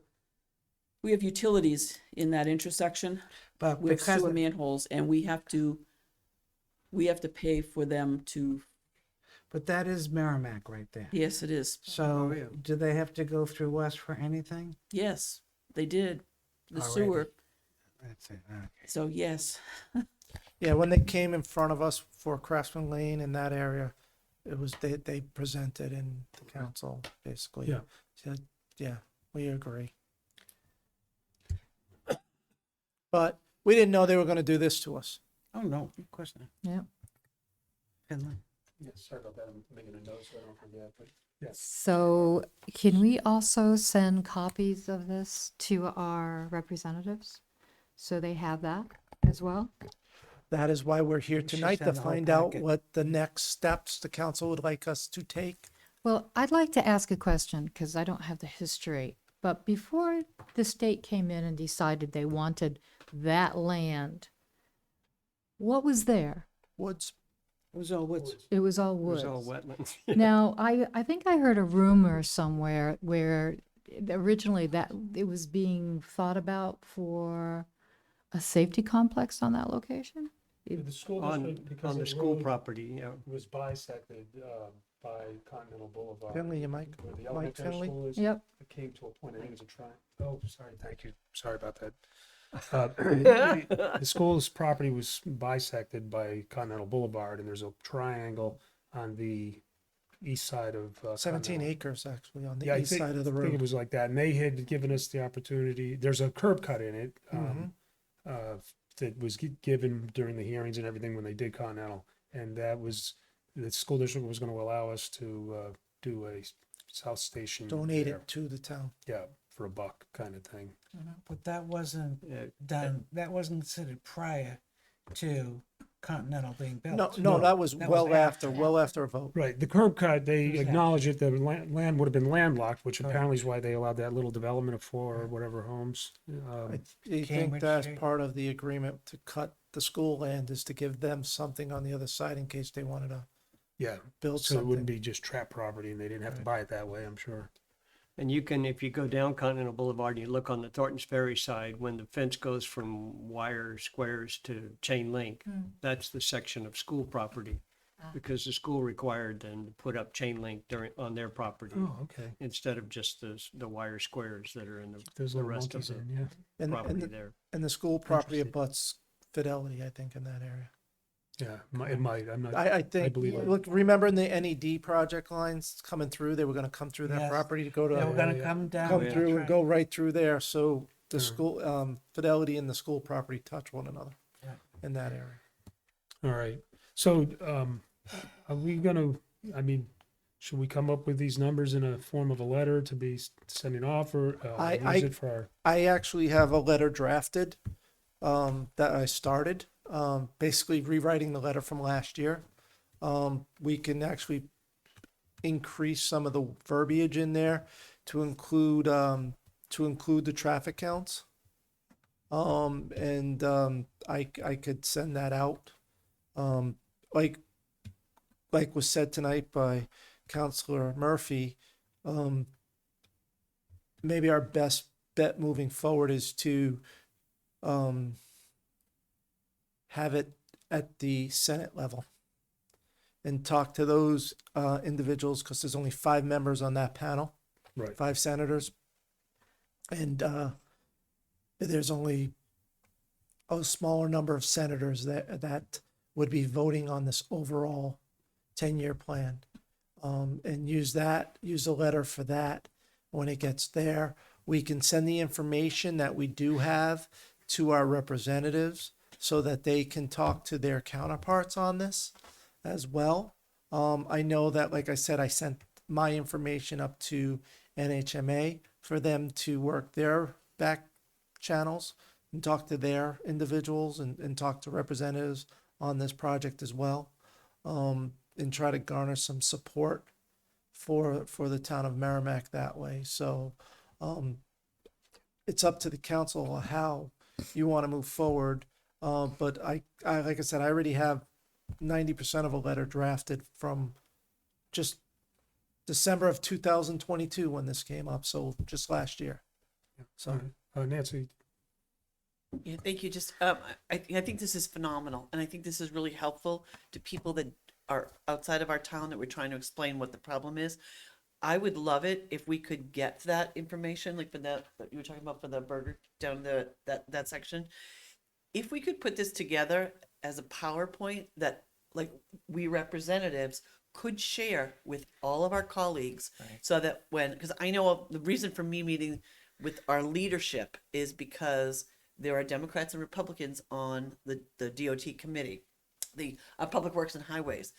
And I think if each of us speaks with our leadership, what's going to happen is when we get our caucus sheets, we'll say, well, it was a 19-1 or 18-1. People say, oh, then everybody agreed. People don't understand that the people that agreed don't know this. That's right. So that's my point of meeting with leadership and Shannon Shanley. We just talked about this today, and it's being set up. Having this little data tool we can send to the entire caucus, and we can say, despite the numbers that you're saying on an agreement for a caucus sheet, none of this information was available to the people that are voting on it. I think if we could just add on this to some starting facts, that this piece of road was never owned by the town of Merrimack. And all It of was the originally done by the. yes, all of the points that were made tonight, Yeah. just the facts, and that way when we're having this discussion, because I mean we can certainly do a floor amendment whether it's there or in the Senate, either way.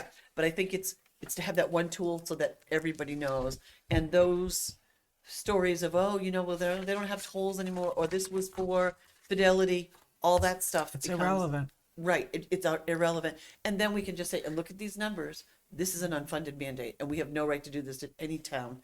If you want to do it to Merrimack, your town may be next. And I was think just gonna people are say going to start paying a little bit more attention. So I think this is phenomenal, and the visuals are huge. But just adding in those facts that you mentioned, but so thank you for doing that. I'll work on something tomorrow with Dawn. We'll get something ready to go out. And I understand what you're saying. I do have that fact sheet ready to go. That's It's like an the first- explanatory package. Yeah, Well, just the first, all we have to do is put in bullet format, the first page of my memo in bullet format and add this and this section and then the next one and see if we can get that other section just easterly of Industrial Drive to see if we get some numbers out that way that we can see and put in here as well for people to see that it's really not Merrimack, it's really not Fidelity. Here you go. And I will make contact now that I know that they're saying that exit 10.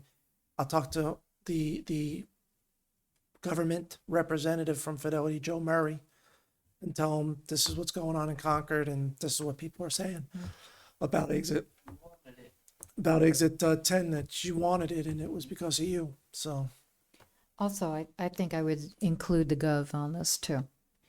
Send the packet to the Gov because he has some power as well. Nothing to lose. nothing to lose. Nothing to lose. So do you need a vote to do a letter, or you just say, you're ready to rock?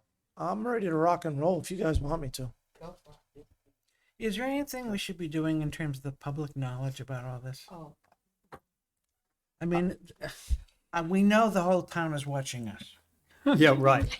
Well, my You concern understand. with this is that At we're 3:00 in the morning when they're trying to Right. sleep. the big concern about this is that I think our town,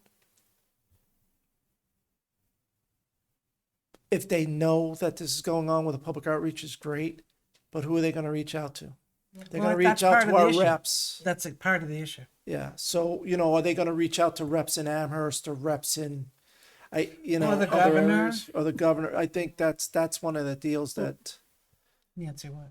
I think this is one of the things when the 10-year plan comes up.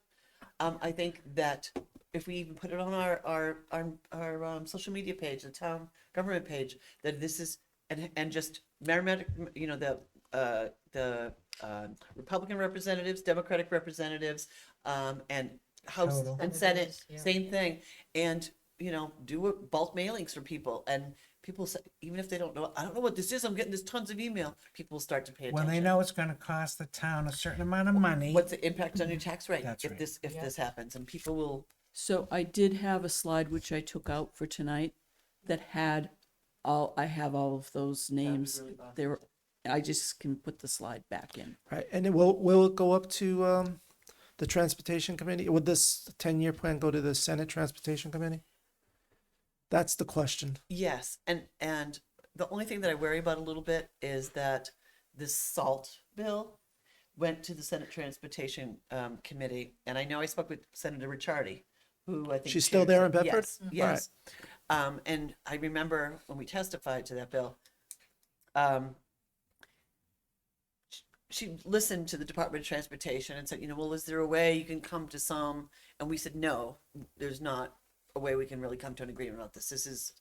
We've been waiting for a long time, and they had the data, they had the, so, I just think that it has to be wider than just, I think when the messaging gets in, and we'll definitely speak with her, and I know she's very amenable and open to that, but when they realize that there's a big outpouring of this isn't just a dump and run kind of deal, that there's gonna be a lot of pushback, I think the squeaky wheel, And somehow helping the other reps understand, and this can happen to you. Well, I think that's the important part, that if they can do this to us, DOT can do it to any little town in New Hampshire. And I'm getting that Senator Rashadi is the Senate lead for this? Yes. So, Chair of the transportation. So one last point here, is that in my research, this occurred only once where a road was reclassified that I could see in the state. And it is different from that reclassification because the state actually built another road to alleviate the traffic on the road that they give back to the community. Okay. So they built another road to give, So it was and it was near a decreased traffic. mall.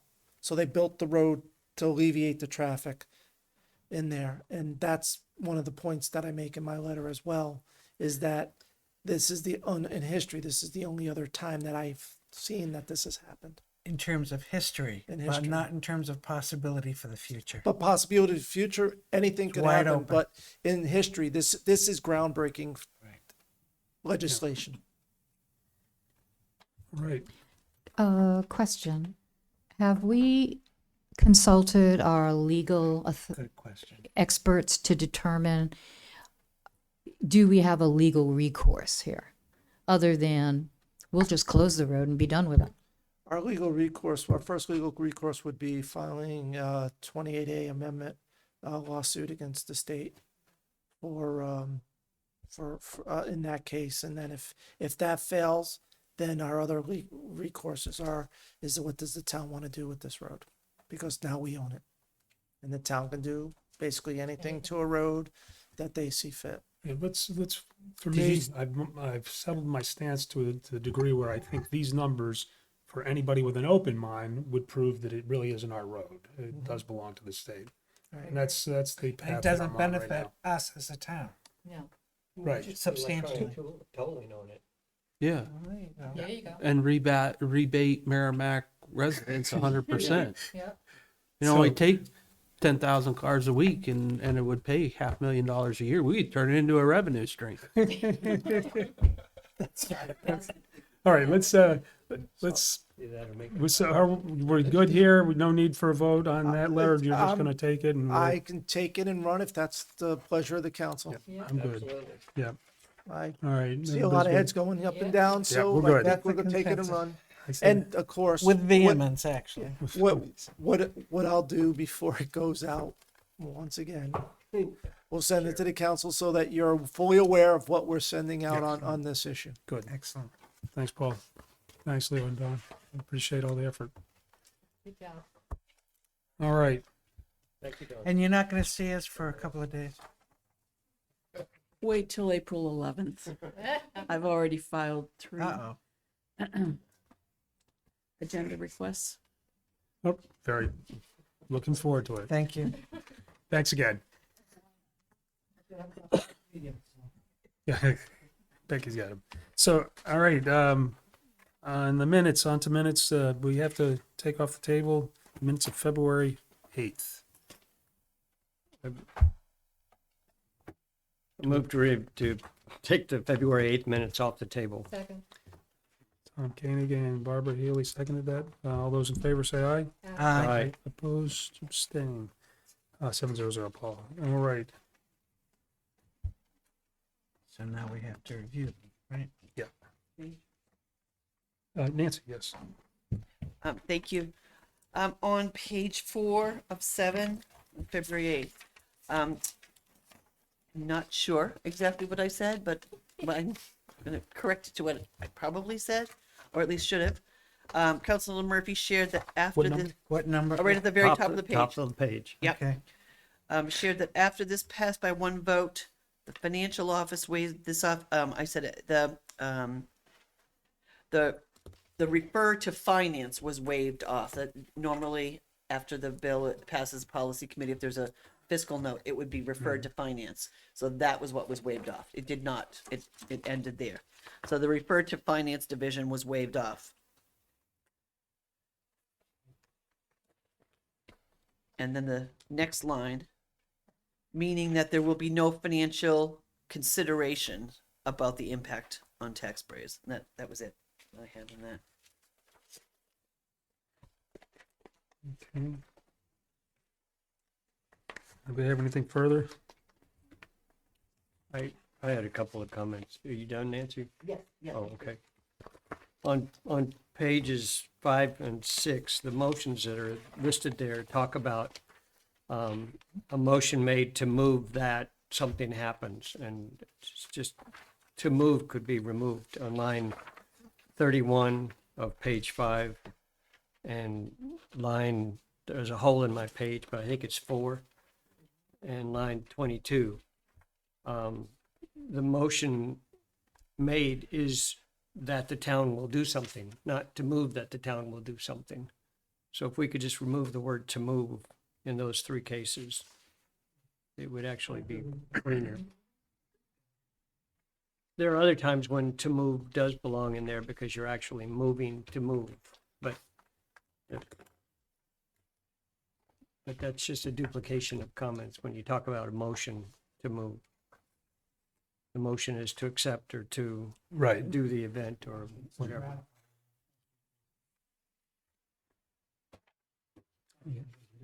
He's to ratify it at the town council.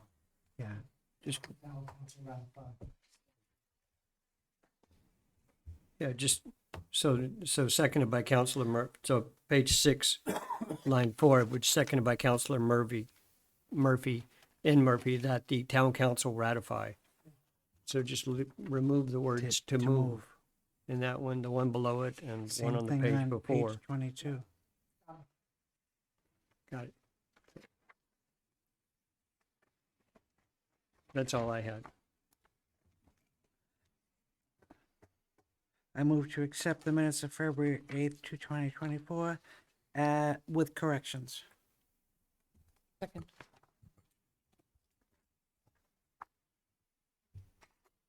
All set? All those in favor of the minutes, like February 8th, 2024, signify by saying aye. Aye. Aye. Opposed or abstained? This is 700. Finley, do you have your mic on? I do now. Thank you. Okay, next is February 15th minutes.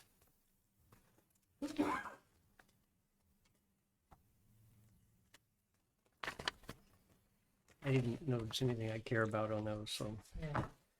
Move to accept the minutes for February 15th, 2024. Second. Motion by Nancy Harrington, seconded by Barbara. All those in favor of the motion say aye. Aye. Aye. Opposed or abstained? 700.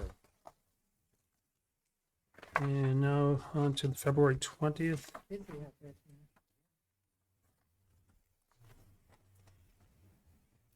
2024 minutes. I had a question on page 4.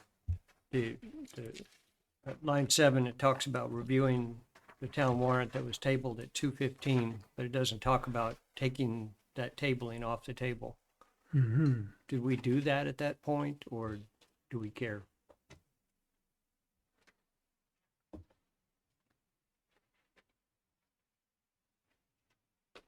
There's so many motions and everything in there. It was hard to try and keep track of all of that, but. No, we took it off the table. I thought we did too, but it's not here in the minutes, so I just, We did take it off the table. So that would have to be done before. What's the 11th, line 11 though? That's taking something off the table. Right there, yes. So it talks about it, yeah. The motion is beyond it, Tom. where, Line item. Right below 11. Motion by Councilor Healy and seconded by oh, Vice Chair to. why did I remove not the notice agenda that? item. Sorry. Okay. Never mind. I'm glad to see you're fallible. I never see that of you. I'm just, I You know we never took make it off the- mistakes. I knew we do took all it the off the time. table. What are you talking about? No, you don't. It's like, whoa. I do it all the time. You don't.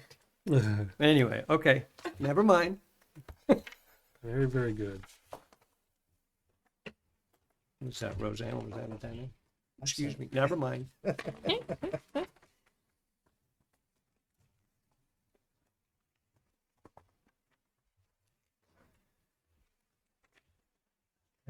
That's it. Everybody good? I'll make a motion to accept the minutes of February 20th, 2024. Second. By Nancy Harrington, seconded by Nancy Murphy.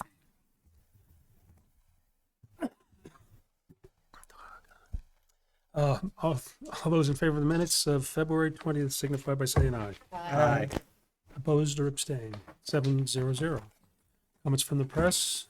I see no one. Comments from the public? I see no one. Comments from the council?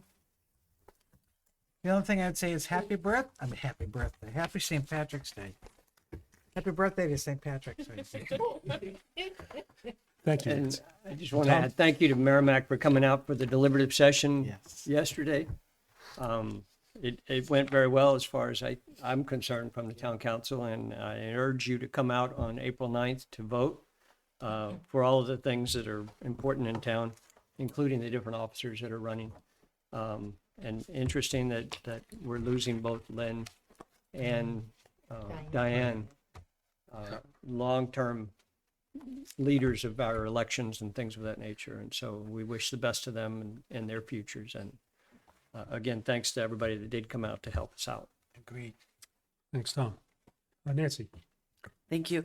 I just wanted to say that I was honored this morning to be able to lead the Pledge of Allegiance at the House. But I was joined by Trey Grant, who's a senior at Merrimack High School, who played the national anthem, and he did a phenomenal job. His mom, Kristen Grant, is a researcher, house researcher for the New Hampshire House. And so not only is Trey a phenomenal musician, but he's really engaged civically. I mean, I've seen him at the school board deliberative the other night. So all Merrimack reps are really proud of him, and it's an honor today to stand with him. So good job, Trey. Good Great, job. great. Yep. Great. Thank you, Nancy. That's wonderful. Anything further? No further comments? Motion by Barbara. Seconded by Tom Koenig. All those in favor of the motion signify by saying aye. Aye. Opposed or abstained? 700. Thank you, everyone.